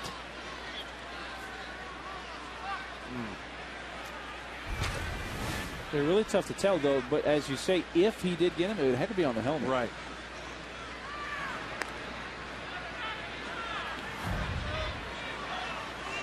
See, watch Nick's glove travel right there. I think he got it. Did you see the glove kind of buckle a little bit, maybe? Right there? See it? See the leather? Did you see it kind of move up a little bit? Yeah, it's really tough. Still tough to tell, but maybe he nicked him there.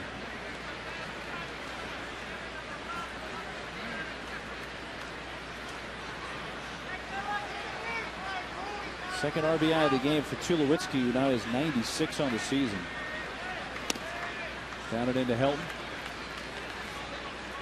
Second run that Herrera has scored in the ball game to make it 3-0. That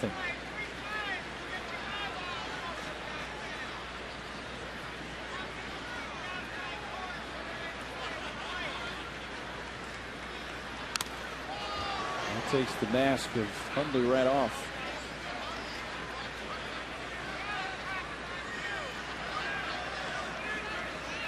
It's amazing how light those catcher's matches are. We've talked about that. Yeah. Remember, where were we? I think we were in Florida last year, and the catcher's gear was hanging up in the clubhouse. And we were checking out the mask, and like, wow, feel how light this is.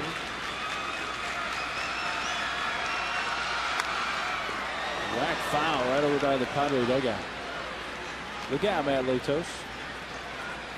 He's going to change spots really quickly. I'm heading over here. Yeah. Matt thrown on Sunday here. Finale of the Rockies series. He goes against. Oh, cuteness sighting. A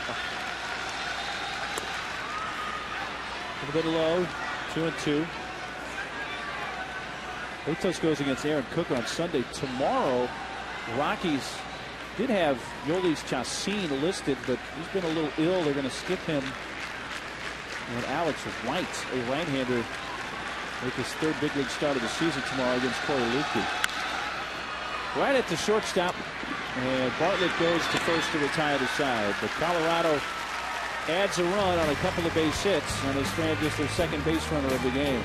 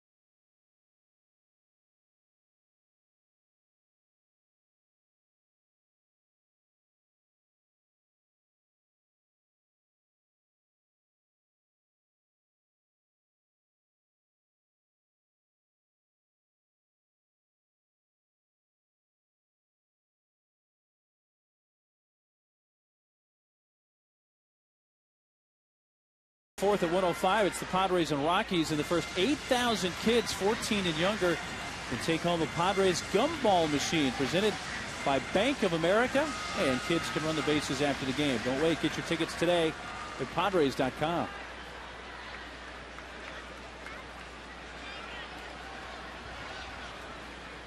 Part of the order for the Padres in the sixth, trailing 3-0. 3 runs, 5 hits for the Rockies. The Padres scoreless on 5 hits. First pitch curve way high for Millwood. 2 for 2 night so far for Bartlett with a base hit to left in the first. A base hit to center in the third. A couple of singles. Fouled away.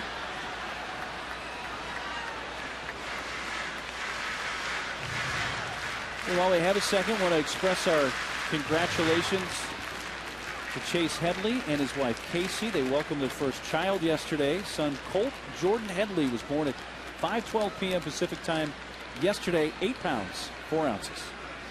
Congratulations, and what a strong name.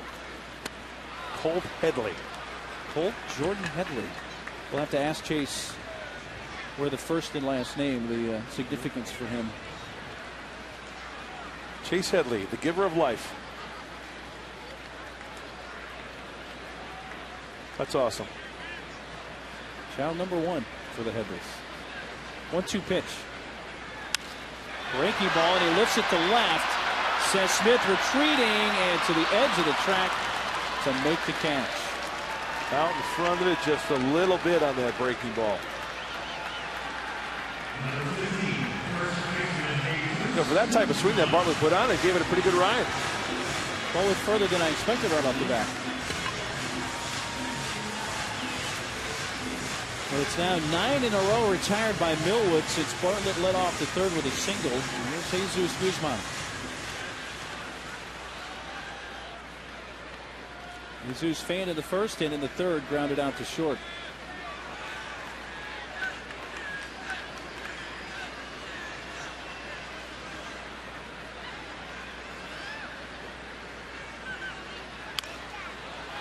And out in front and tops that foul. This pitch curveball to Guzman that time.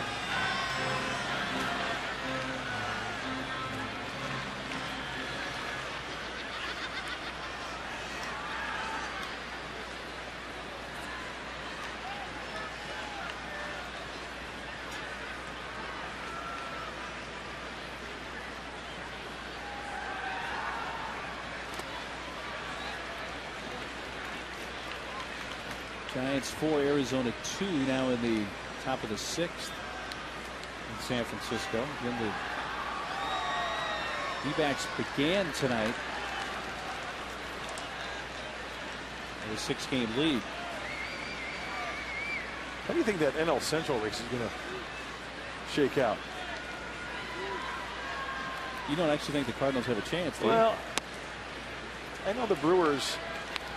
I still think the Brewers are going to win it. Even though they lost 3. They won tonight, though, right? Brewers did win tonight. Brewers won tonight 8-2, and the Redbirds lost. So it's back to 8.5 games. Yeah, no shot. Yeah. Milwaukee's looking good in the NL Central. The crazy thing about them being swept by the Cardinals is that they lost 3 games at home. And they've been 50-16 at home prior to that 3-game series. 2 MVP candidates there, huh? Fielder and Braun. Boy, Ryan Braun really catching some flack for the inside the park home run try when he stumbled around third. Did you see that? No. Oh, pretty good comedy. That's grounded towards short. Over in front of it, Tulowitzki, and fires to first, low but out. The Skycamp shot is brought to you by Mossy Ford and Mossy Toyota. Visit us in Pacific Beach or online at mossy.com.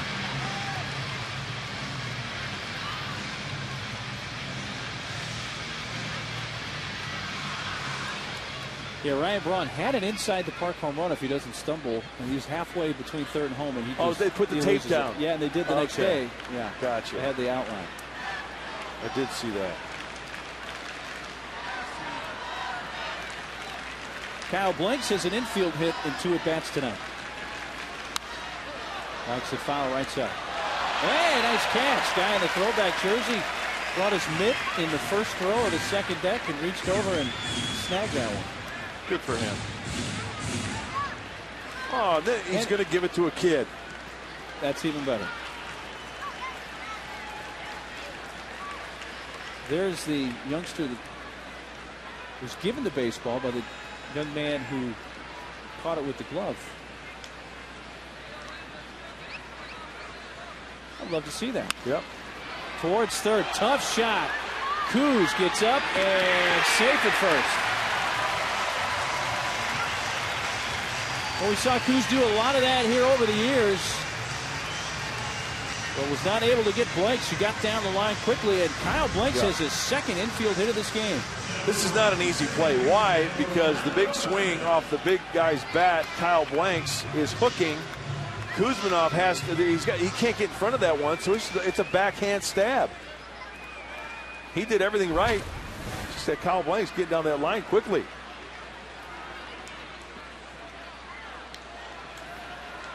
Hit number 6 for San Diego.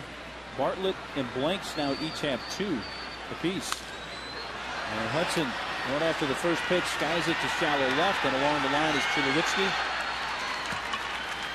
Now the hit by Blanks did end a string of 10 in a row retired by Millwood.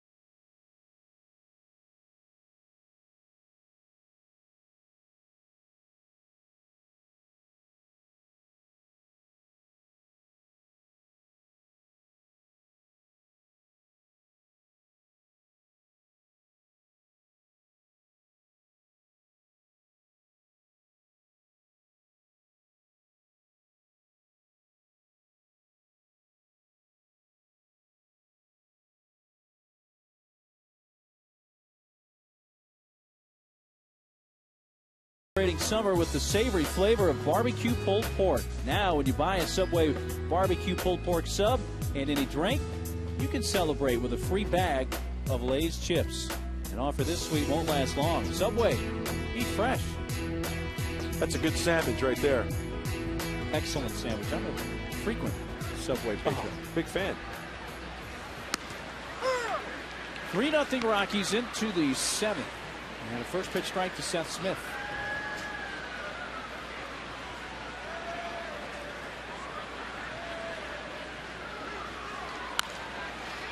They have the shift on with 3 defenders on the right side, and this is the second baseman Hudson. You notice Bartlett is overall also on the first base side of second. In fact, Bartlett threw out Smith earlier in the game.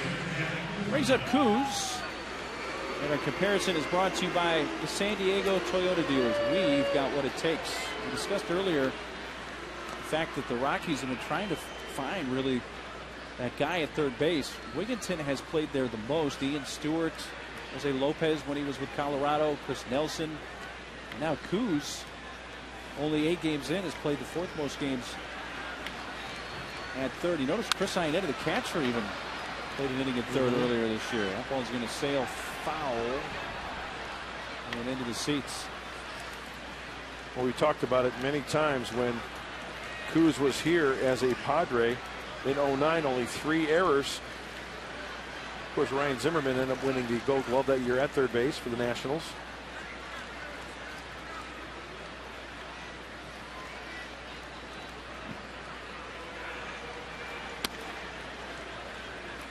Down low.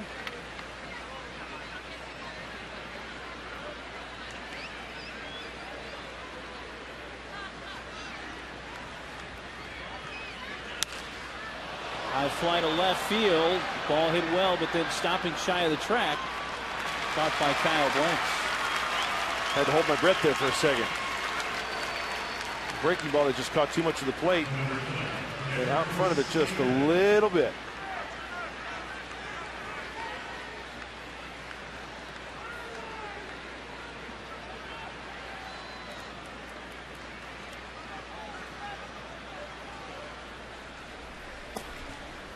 A newcomer, Fulcino, up in the Padre bullpen. Picked up on a waiver claim from the Astros, Jeff Fulcino.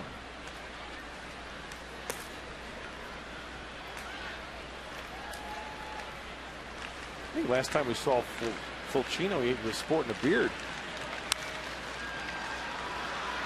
Shallow left.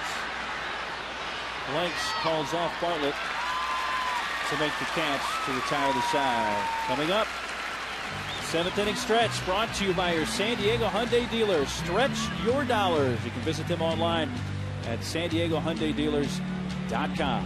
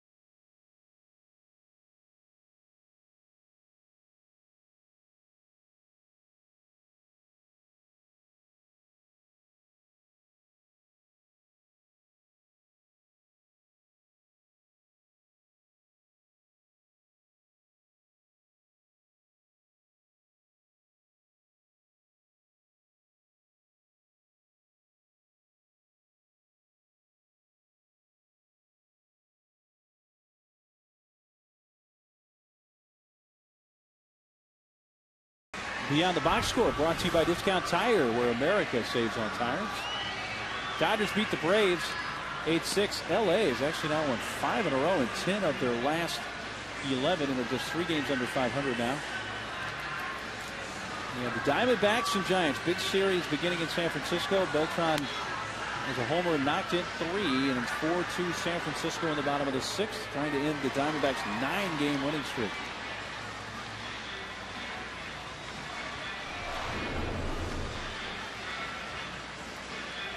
Rockies starter Kevin Millwood so far has blanked the Padres on 6 hits. Pretty good with the pitch count as well as he enters his 7th inning of work. 84 tosses for Millwood. And once again, all singles given up by Millwood.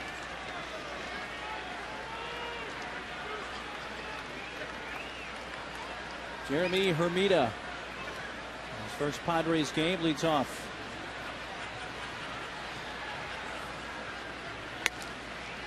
Late swing at that away fastball, strike 1. Hermida led off the 2nd and fly to center. Then in the 4th, popped out to the second baseman Jonathan Herrera. Padres had 5 hits through the first 2+ innings. Leadoff man in the 3rd, Bartlett, had a base hit, but since then they've had just 1 hit, and that was Kyle Blank's 2-out infield single in the 6th.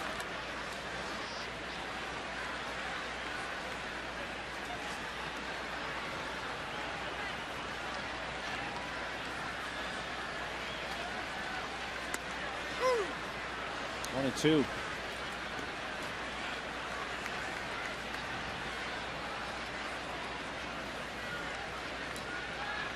Hermida, Hundley, and Perino scheduled, the 6, 7, and 8 batters.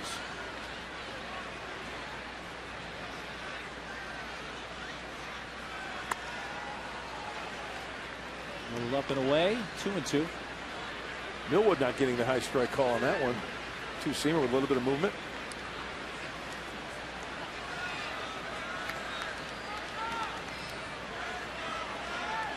Need to string some hits together. We talked about it in the pregame show how the Padres at home recently. Wow. Good pitch. 7 strikeouts for Kevin Millwood. The old 2-seamer that comes back and hits the inside part of the plate knee high. Very good pitch by Kevin Millwood. Last 8 home games for the Padres, 6-2 record. Scoring just a little bit over 5 runs a game. 288 average. Well, Kevin Millwood bringing that average down. Only surrendering 6 hits, as you mentioned, Marco. And 1 out for Nick Hundley, the catcher.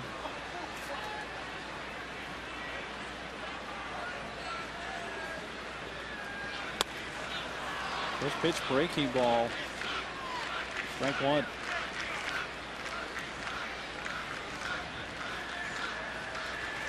Nick with a single in the 2nd. That was an infield hit off the glove of the shortstop Tulowitzki. Who on the play, Tulowitzki was convinced he had the ball in his mitt, but did not on a diving attempt.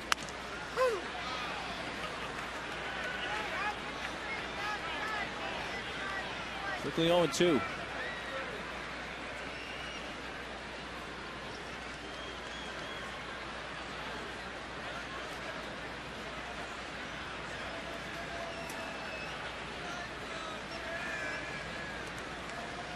Average on the season, 268.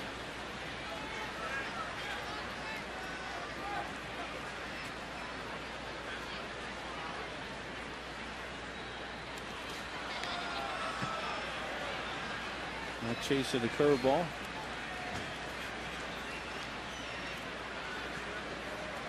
Stick around for the Sequan Casino postgame show after the game from the Channel 4 studio tonight with John Weisbach and Bob Scanlon. Sequan Casino. Get away for the day at Sequan.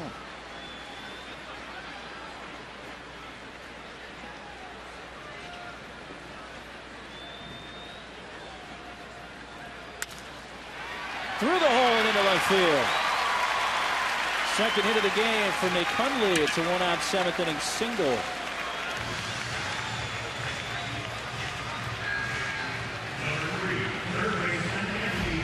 Needs some extra base pop here. It's getting late.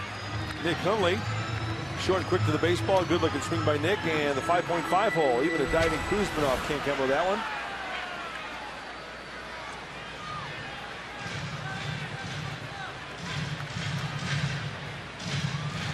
Just about a 2-to-1 ratio. Strikes to balls for Millwood, who's in the low 90s in pitches.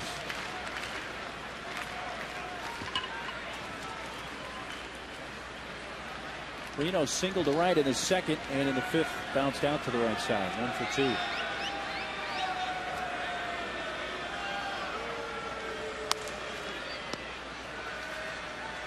Pitcher spot due up next.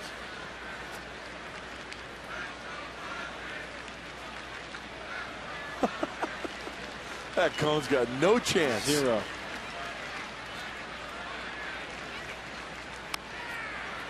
Two and 0. Harang due up next.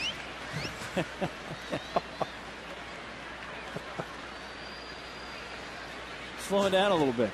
Give me a kiss, Dad.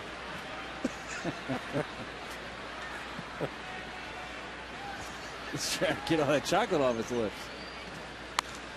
3-0. Cunningham in the on-deck circle to bat for Harang. Getting the pitches up a little bit here, and speaking of getting up, Rocky's bullpen heating up. Got the double barrel shotgun working down there, a righty and a lefty.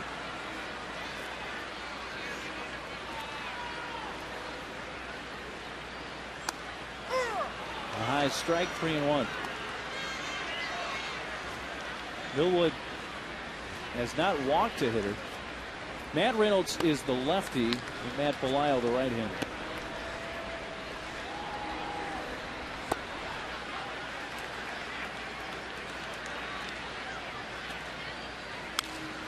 Fouled off, and it's a full count.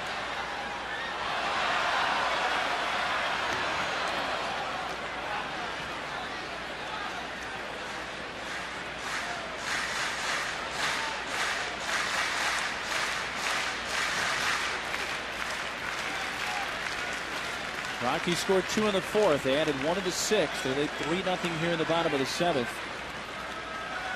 Always have 1 on, 1 out, and a full count on Andy Perino. Only not running. Swing and a miss. 2 outs. After falling behind 3-0, Millwood comes back to get his 8th strikeout in second of the inning. Bob Apodaca, the pitching coach, will visit.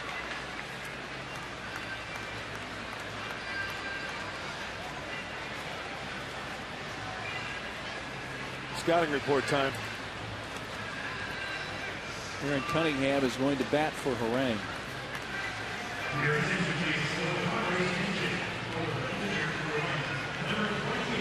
Well, Kevin Millwood's done a nice job tonight. Well, you know, like Aaron Harang, misplayed ball out in center field led to a run. That triple off the bat of Dexter Fowler.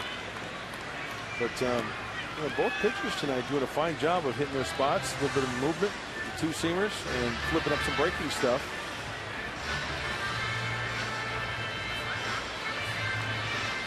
Little scouting report possibly, and a little bit more time for those guys to heat up in that Rocky bullpen.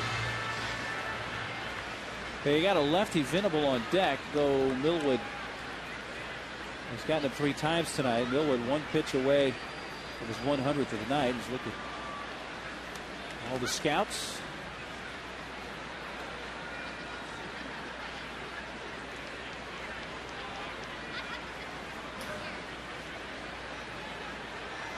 Well, September 1st was key for a couple of different reasons as Cunningham steps in. A little bit low, ball 1. Of course, the roster's expanded, but now if you are not on the roster by September 1, you're not eligible for the postseason with that particular team. So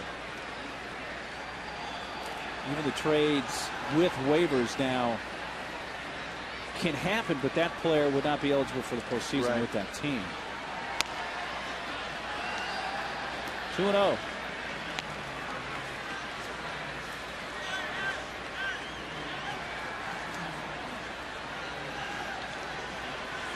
101st pitch from Millwood. He has been elevating the fastball this inning. Just takes 1 good elevated fastball for Aaron Cunningham. Get a chance to come out of your shoes and get on the board.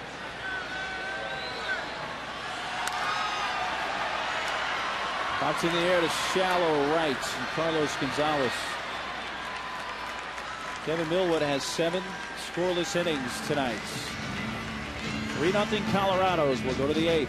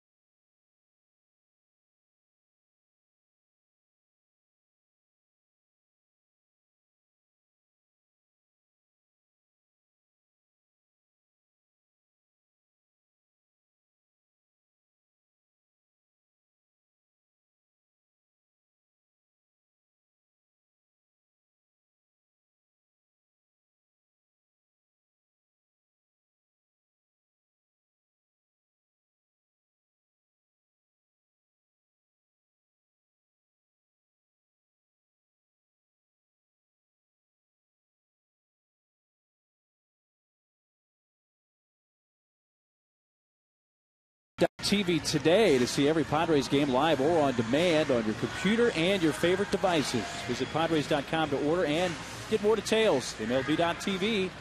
Baseball everywhere.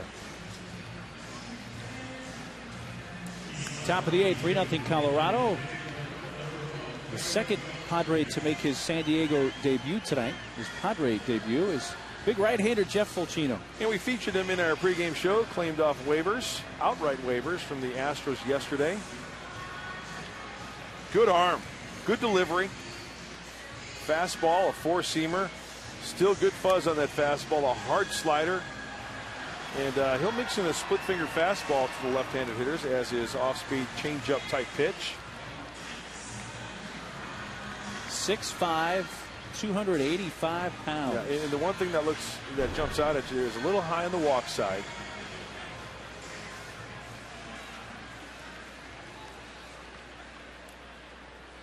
Eric Young Jr. will bat for the pitcher Millwood.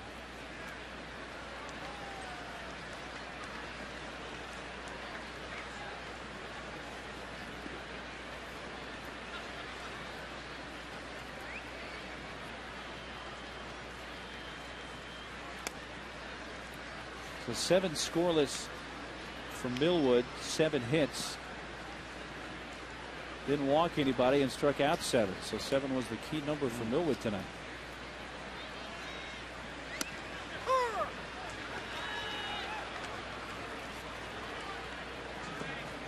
He's got 8 strikeouts actually for Millwood tonight.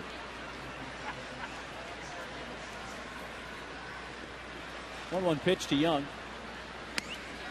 Strike at the knees.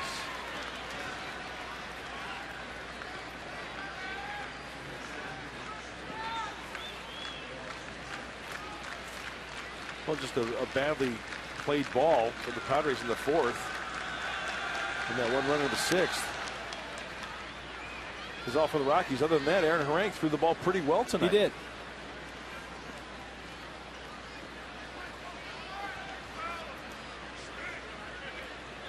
Eric Young is 2 for 17 as a pinch hitter this year.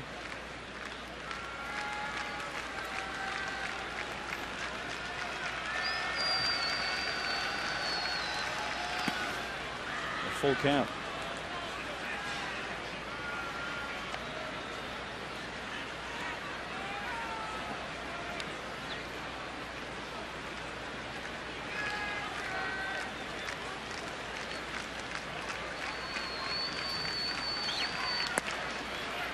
That is the first walk of the night on either side. Chino not ahead in the count, but watch the pinch hitter Eric Young Jr. begin the 8th.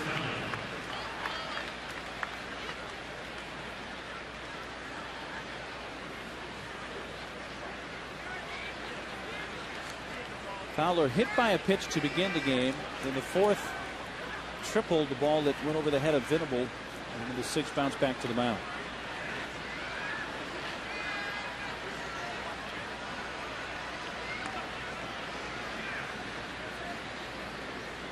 When Jeff was in AAA this year, he was putting up some good numbers. 1-0 with a point. That's right, .56 ERA. Opponents were hitting 200. There goes Young. Strike. Throw to second. 17th steal of the year for Eric Young Jr. in 19 attempts.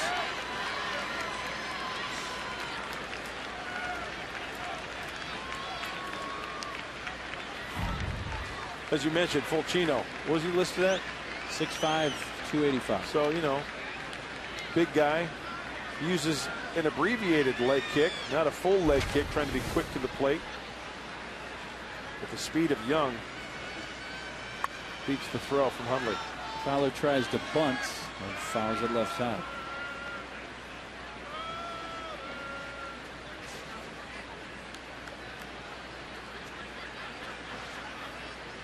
Good strikeout to walk ratio for Jeff when he was in the minor leagues. 15 strikeouts and 3 walks over 17 relief outings. He needs to carry that over to the big league level here as a Padre.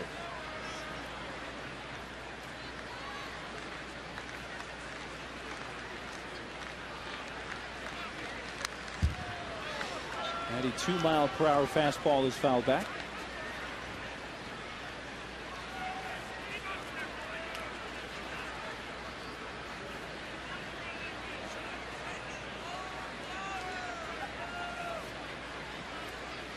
Nobody out in the Colorado 8th.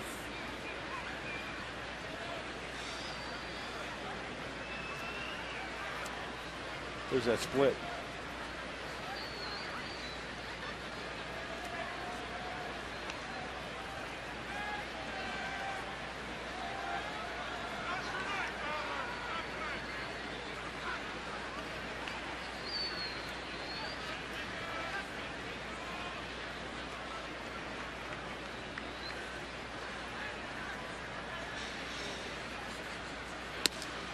Right down central. Fastball strikes out Fowler and 1 away in the 8th. Even though he missed with location, see Nick Hundley kind of stick that pitch. He's away inside. You know, that's a good stick right there by Nick. Did you see his glove? Hardly even moved. Didn't carry it out of the zone. That's right. And he had to reach across to get to that pitch. Job well done. Jonathan Herrera has scored 2 of the 3 Colorado runs tonight.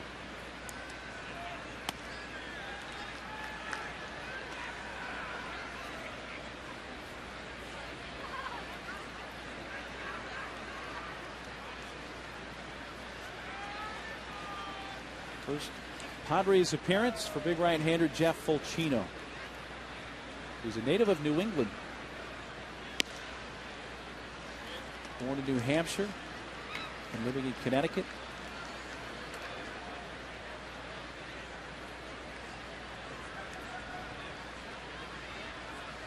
In fact, pitched collegiately at UConn, University of Connecticut. 2-0. There's a strike.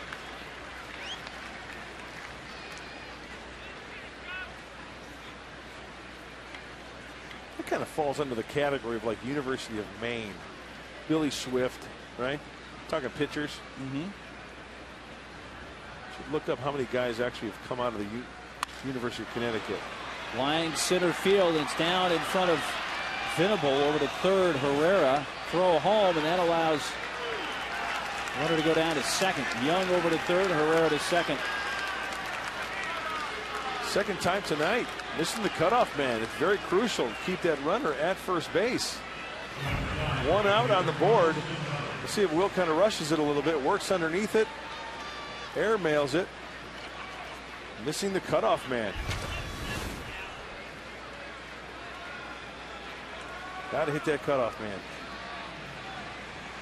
Third hit of the game for Herrera, and Bud Black making the walk out to the mound. And the Padres will make a pitching change for Chino's Padres debut. Throws a third of an inning and 3 hitters. Left-hander Joe Thatcher will come in. This pitching change is brought to you by the Law Tigers, San Diego's motorcycle injury lawyers who ride.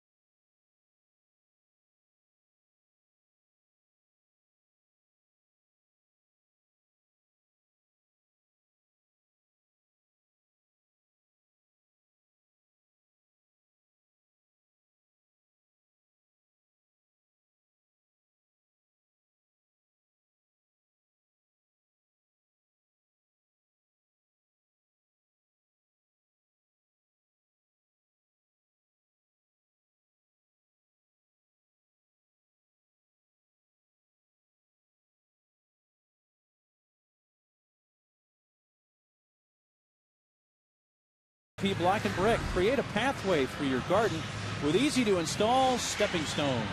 Joe Thatcher entering the game, and Buddy Black is working matchups. Lefty on lefty here. Runners at second, third. That's a shame about that ball being overthrown because the double play is out of the equation and the infield will be drawn in. So Joe on his way back. I still think it's going to take, this year and, a nice off season of rehab and just letting that shoulder heal. And he should be 100. I think he's 100% now, but there's just something having a little time off and a little rehab to get that shoulder right before next spring training. Rip and a miss by Carlos Gonzalez to the first pitch slider.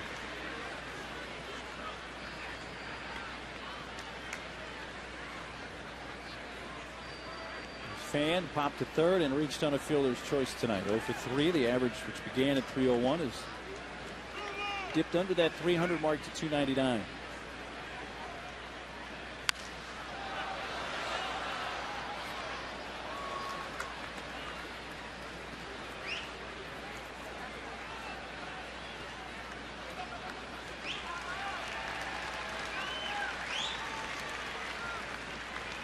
Runners at second and third, 1 out. 3-0 Colorado in the 8th.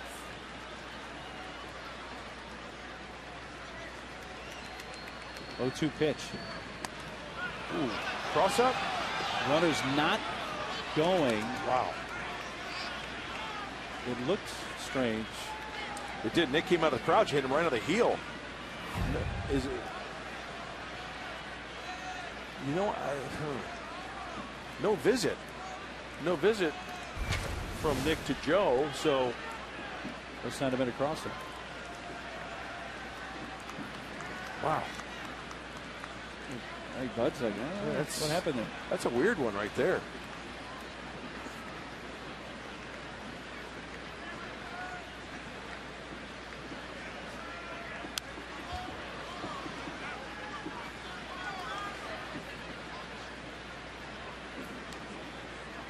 Usually when there's a cross up, they're going to have a little visit. So, it's just, at least the runner's held, right? Yeah, that's the good news. I think if this were a 0-0 game, they probably would have tried to advance and score there, but fooled him badly. That slider moved way off the outside edge, and Gonzalez strikes out for a second time tonight. The sweeper, the frisbee, low 3/4 for Joe Thatcher, and well off the play. That ball is in the middle of the right-handed batter's box.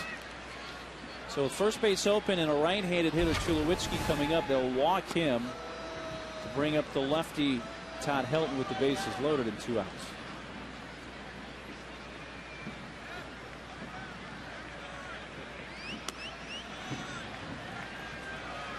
Homemade sign. Happy birthday, kiddo. A couple of birthdays at the park tonight. He wants a Padre win. And a front tooth. Get that foam finger working. So to walk to Tulowitzki, who has knocked in 2 of their 3 runs tonight.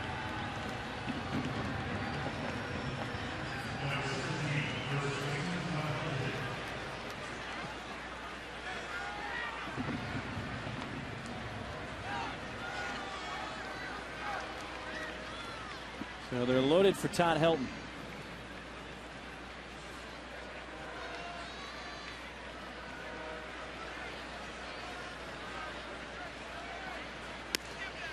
Good pitch, strike 1. Fastball on that low inside corner.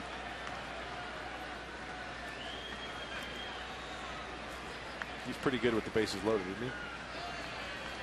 Numbers bearing that out. Slaps a foul, 0-2.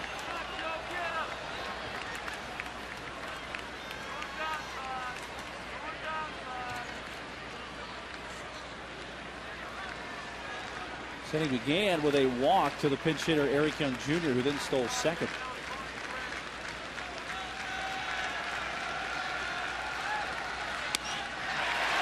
Joe Thatcher does his job, striking out the 2 lefties, Gonzalez and Helton. He keeps it a 3-0 game with the top of the order coming up.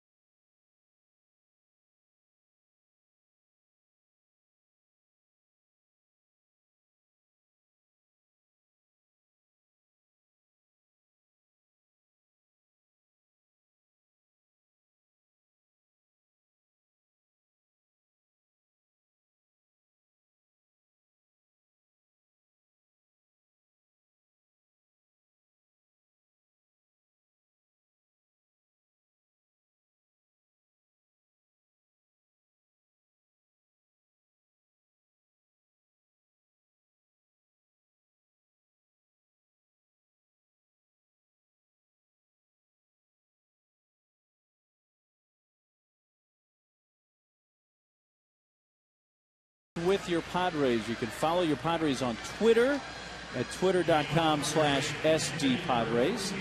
Become a Padre fan on Facebook at facebook.com/Padres, or read all the latest team news with Padres blogs at Padres.com. Don't miss any of the action from your San Diego Padres.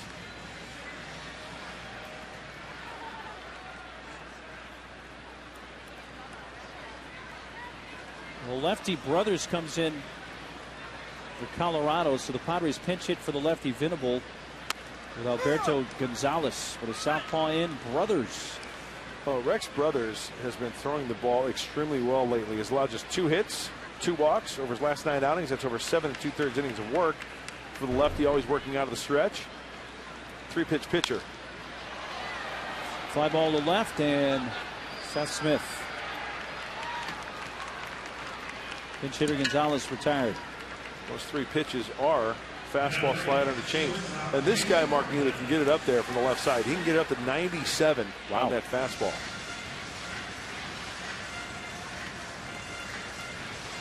Earned his first career big league save about a week and a half ago, August 23rd against Houston.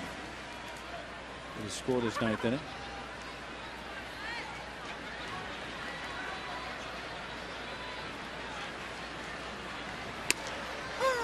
Strike 1 to Bartlett.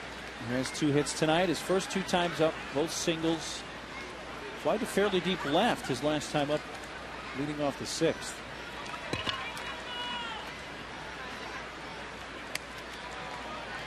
.95 down and in.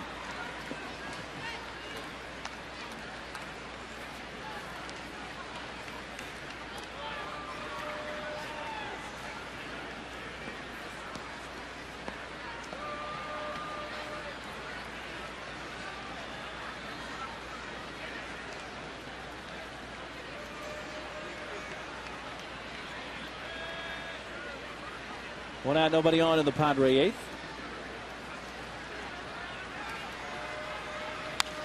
Bartlett fouls it back.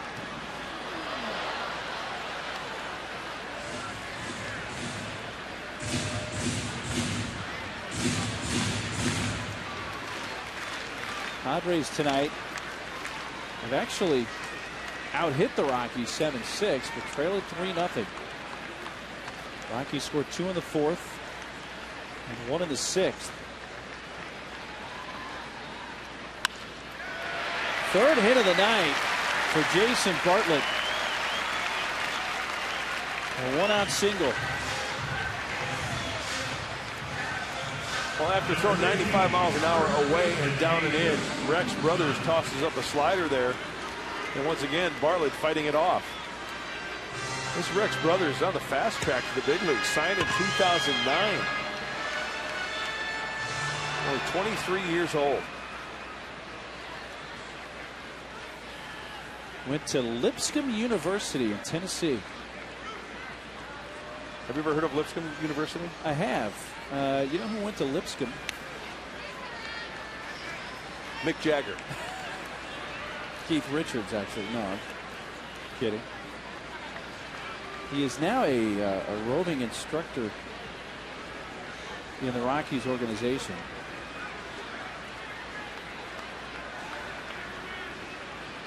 Pitched in the big leagues for a number of years back in the 70s and 80s. Bo McLaughlin. Oh, yeah. Roommate of mine back with the Phoenix Giants back in the mid-80s. Bo was a 2-time All-American at Lipscomb in Nashville. He's now the roving pitching coordinator for the Rockies. Bo McLaughlin is the guy who got the hit off the face of Harold Baines. That's right. It didn't end Bo's career, but it certainly altered probably how long. Nasty event. Yeah. I remember seeing that. Terrible.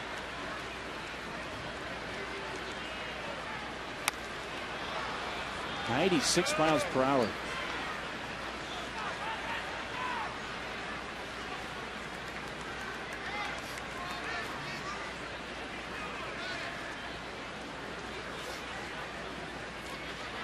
Jesus tonight is grounded out to short twice to Tulowitzki and also struck out.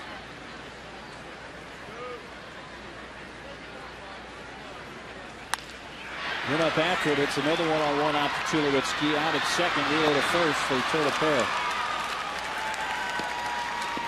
First double play turn tonight. That's the 140th of the year turned by the Colorado defense.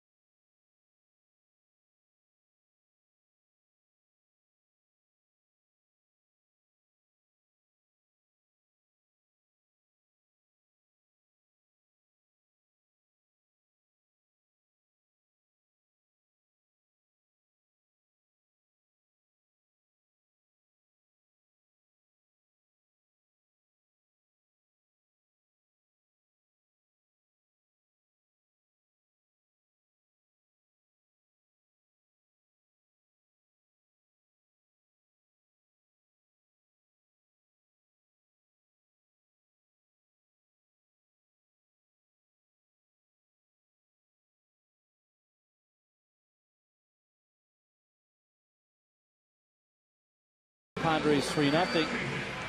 Despite San Diego out hitting Colorado 8-6. And into the game for San Diego is Ernesto Frieri. Well, got to fire strikes here, and you got to keep the Colorado Rockies at 3.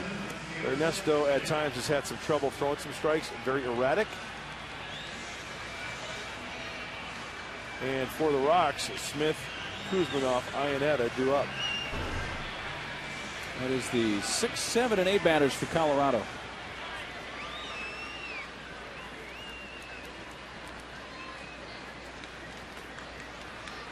Padres use Cameron Maben now in center field. First game back. He's coming in late defensively. He's had the right wrist issue, the MRI the other day. It's good to see Cam getting some time. 3 ground outs, all to the right side. So the Padres have 3 defenders on the right side once again with Seth Smith up.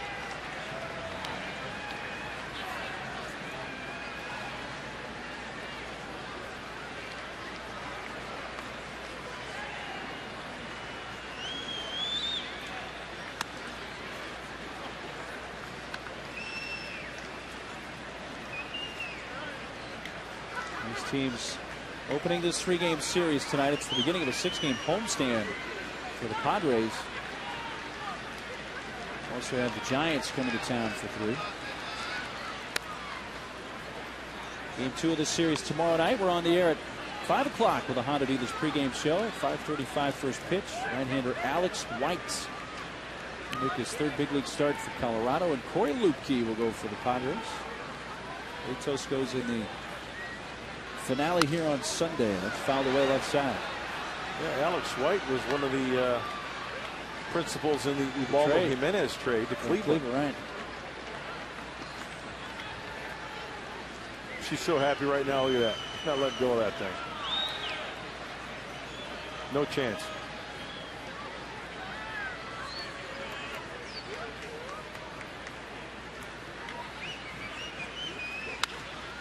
Hit hard and foul down the right field line.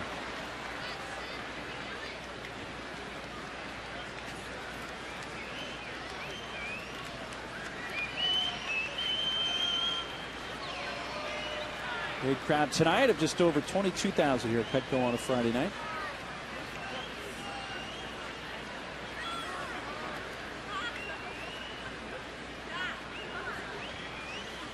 Three-2 pitch from Frieri to the backstop. You know, Ernesto has had some streaks this year where he's had pretty nice scoreless innings. He can do it. He can be very effective out of the bullpen, but the one Achilles heel is those wild streaks. He's got a herky-jerky delivery, and sometimes that throws off that release point. And he wants him.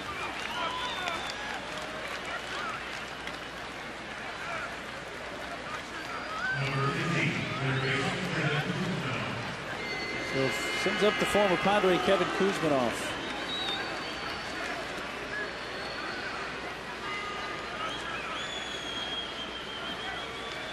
And his return to San Diego, Kuzmanov has struck out, foul to first and fly to left.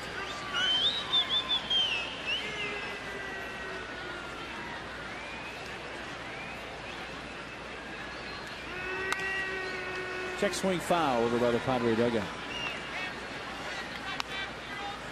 Did you have a chance to see Kuz before the game? I did. I went down to the Rocky clubhouse, and he was sitting in front of his locker and didn't want to, really take up too much of his time. Just said, "Hey, good to see you. Welcome back." I did the same thing, and it kind of seemed like, I don't want to say Kuz was in a surreal situation, but you could tell he was very laid back and very subdued. Yes, I think that's the right word. You know what he told me? He goes, "It's too dark in this clubhouse." Is that what he said? I think they do that purposely to put you to sleep. Yeah, it's a little tricks of the trade. Yeah. What was the college football locker room where they painted it pink inside of it? Yeah. I remember hearing about that. That's right. It'll come to me. I think it is Iowa. I think it's Iowa. Is it? Yeah. The visiting was that a Hayden Fry thing back in the day, or what? I don't know who did that, if it was Hayden Fry or if it's Kirk Ferentz, the current head coach.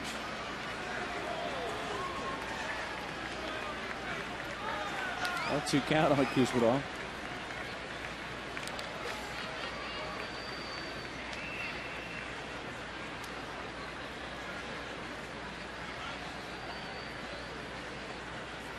Well, we've gotten word from the truck. Hayden Fry was a psychology major at Baylor and decided to paint the visiting locker room at Iowa at Kinnick Stadium pink to just calm the opponent. Playing head games with the opponents. Yeah, man.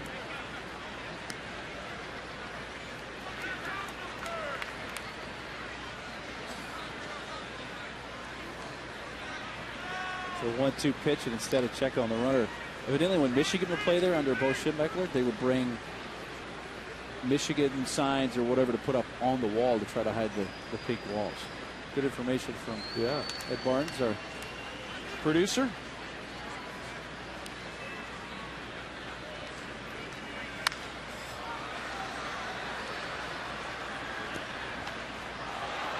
One and 2 on Kuzminov. Best college football atmosphere that you've experienced. There's been some good ones at Michigan, Ohio State, Penn State. For me, I always like Penn State of the Big Ten teams. Happy Valley? Happy Valley. But it's tough to beat football weekends really in almost any of the SEC schools. To third, charged by Perino on its second, relayed, not in time as Orlando couldn't get a lot on it, avoiding Seth Smith, the oncoming runner at second.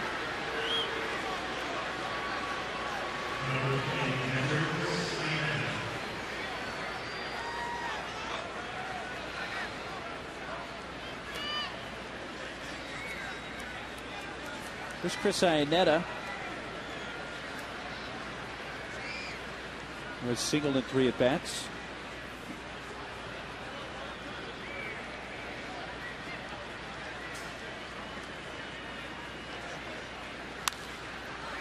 Pops it foul back this way. Chris Iannetta is from New England, born and raised in Providence, Rhode Island. The Friars, right? Providence the Friars. Are the school there, yeah. And, of course, really the Red Sox AAA team, Pawtucket, that's just right outside Providence. That's pulled down the left field side. Fair ball into the corner. Kyle Blanks throw towards third, cut off, but it's a double for Iannetta with Kuzminov advancing to third. 17th two-base hit of the year for Chris Iannetta. Well, he spun on that one. Usually when a guy spins on that type of pitch, you take a look. Fastball in, gets his hands in quickly. Has a tendency to hook. How close was it? Ooh, right on the line.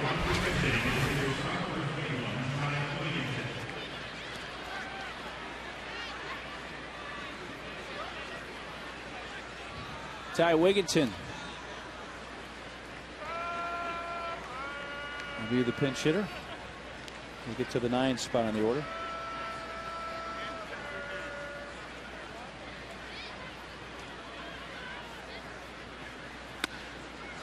Strike on the outside corner.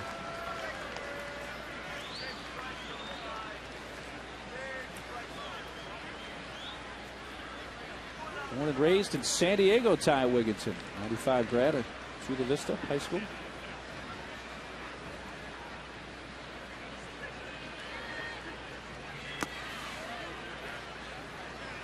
Signed by the Rockies as a free agent in the offseason. Remember when we saw Wigginton last year with the Orioles when they were here for interleague? There was a lot of talk that perhaps they would trade him at some point. He wound up being the Orioles' lone all-star selection last year.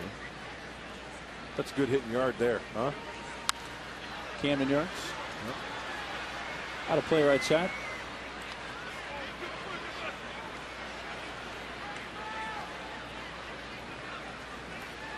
Here's one I don't get. How come they don't call it Oriole Park? Because it's Oriole Park at Camden Yards. Camden Yards, right. It's always referred to as Camden Yards. It's a good question. Maybe we could just start calling it Oriole Park. Yeah. See if it catches on. Up and in, 2-2. Good yard. Really, it was the trend setter Yep. for all these newer ballparks. Padres with the infield in.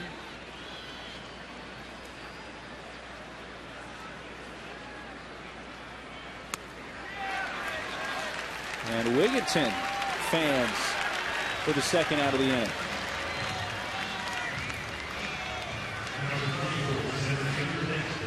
Ernesto wanted, sorry, Mark, he wanted that one down and away. It leaked inside, but still works to the advantage of Ernesto Frieri for the strikeout.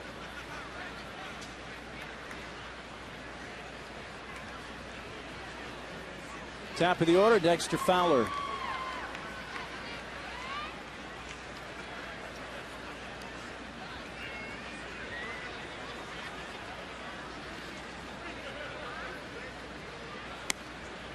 Ball one is high from Frieri.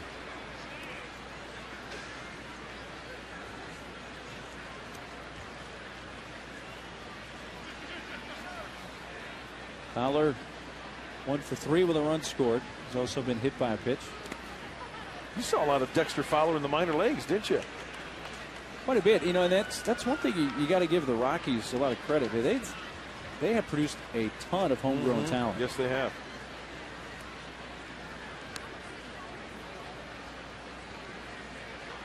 Jim Tracy and the Rockies farm system.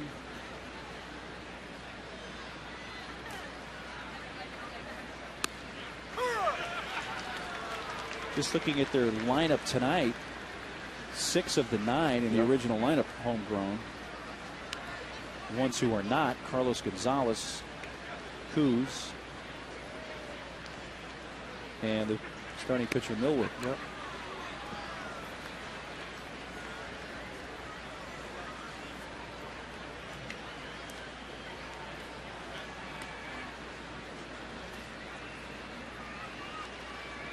Who Dexter Fowler's idol was growing up. Let's see. He wears number 24, and knowing how old Dexter Fowler is, I would have to say junior. We got it. Ken Griffey Jr. Well, Fowler walks. So the bases are loaded with Jonathan Herrera due up. Jared Walmsley, the pitching coach for the Padres, goes to the mound. Last thing you want here, obviously, is for the wheels to come off. Keeping it 3. Sure, the Padres have a lot of work to do. They hold them here at 3 in the bottom half of the 9th, but 3 passes. No bueno. Anthony Bash up in the bullpen. Spence is as well, though he's chatting with bullpen coach Darryl Ackerfelds at the moment.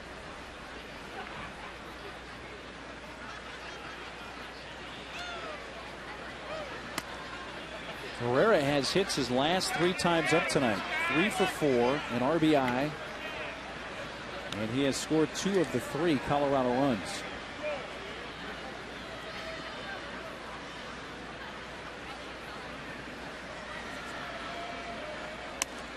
Come on now. Battle back here.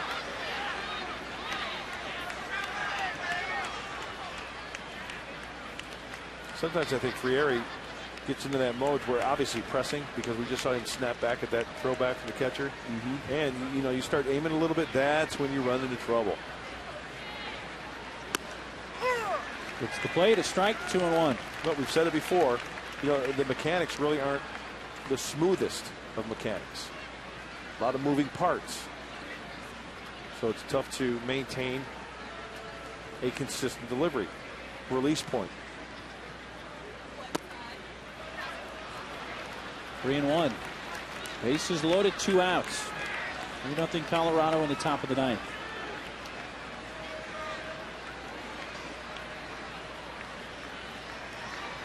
Carlos Gonzalez on deck. Got that borderline call, and it's full. Everybody off and running here.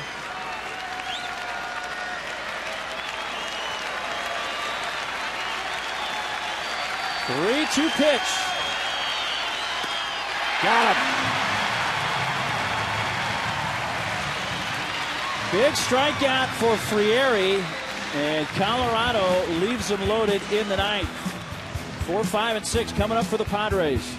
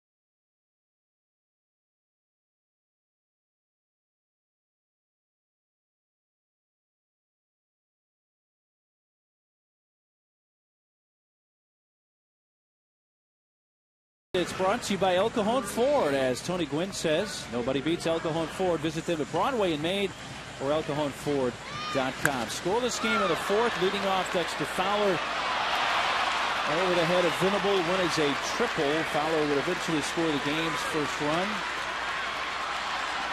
And the Rockies have that 3-0 lead. We go to the bottom of the ninth. Dexter Fowler in the fourth, tonight's hit of the game. And the new pitcher for Colorado in a safe situation is Rafael Betancourt. Well, he's a strike thrower. He's been pitching well as a closer. Houston Street, the usual closer, just back from the DL, so Betancourt taking over, and he's been doing quite well. Only 8 walks in 54 in a third. What in the Dennis Eckersley is going on there? Due up for the Padres in the ninth, Kyle Blanks, Orlando Hudson, and Jeremy Hermida.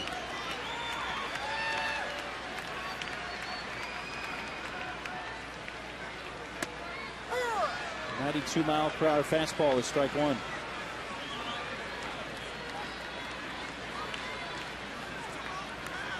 Padres' best scoring chance came in the second. They had runners at second and third with 2 outs and did not score. Since that time, they've not had a runner reach second base. Down the right field side, foul.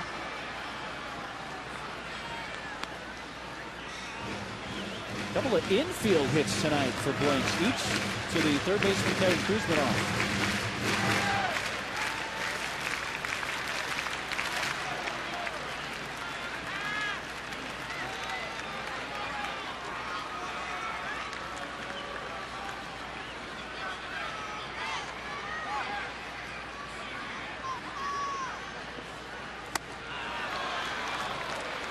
At the fastball by him, and Blank strikes out to begin the bottom of the ninth.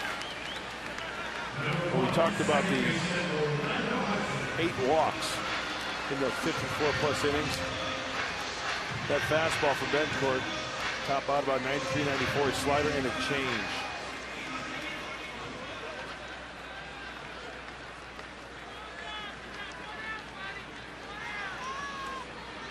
Orlando Hudson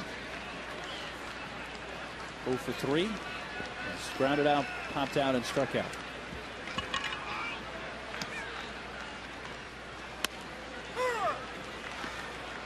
Betancourt saying, here it is. Yeah, why not, right? Padres need base runners. Pound the zone, go right after him. He hits one out of the ballpark, get a mulligan. Still got the lead.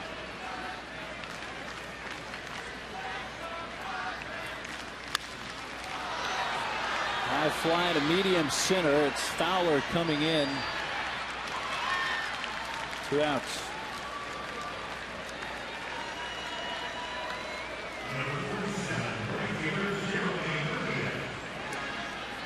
Giants beat the Diamondbacks tonight 6-2, ending Arizona's 9-game winning streak. So San Francisco pulls within 5 of first place. So Kevin Towers can put away the hair clippers. Yeah, he said if they won 10 in a row, he would shave his head. Padres down to their final out. Jeremy Hermida, his Padre debut, is 0 for 3. Strike one on the outside corner. Hermida has flied to center, popped to second, and struck out.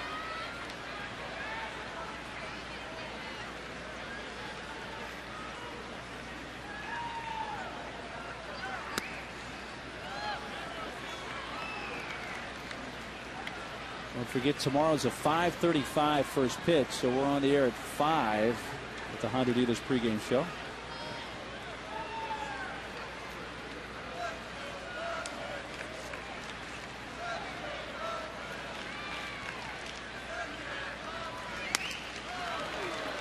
Fastball gets past him, and the Padres down to their final strike.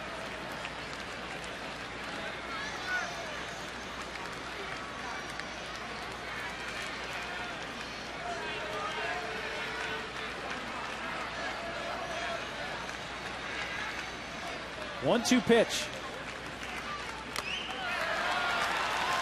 Millwood, Brothers, and Betancourt combine on an 8-hit shutout. And the Rockies take the first game of this 3-game series, winning it tonight 3-0. Padres losing skid extends to 8, a season high. We'll be back with more for Petco Park after this.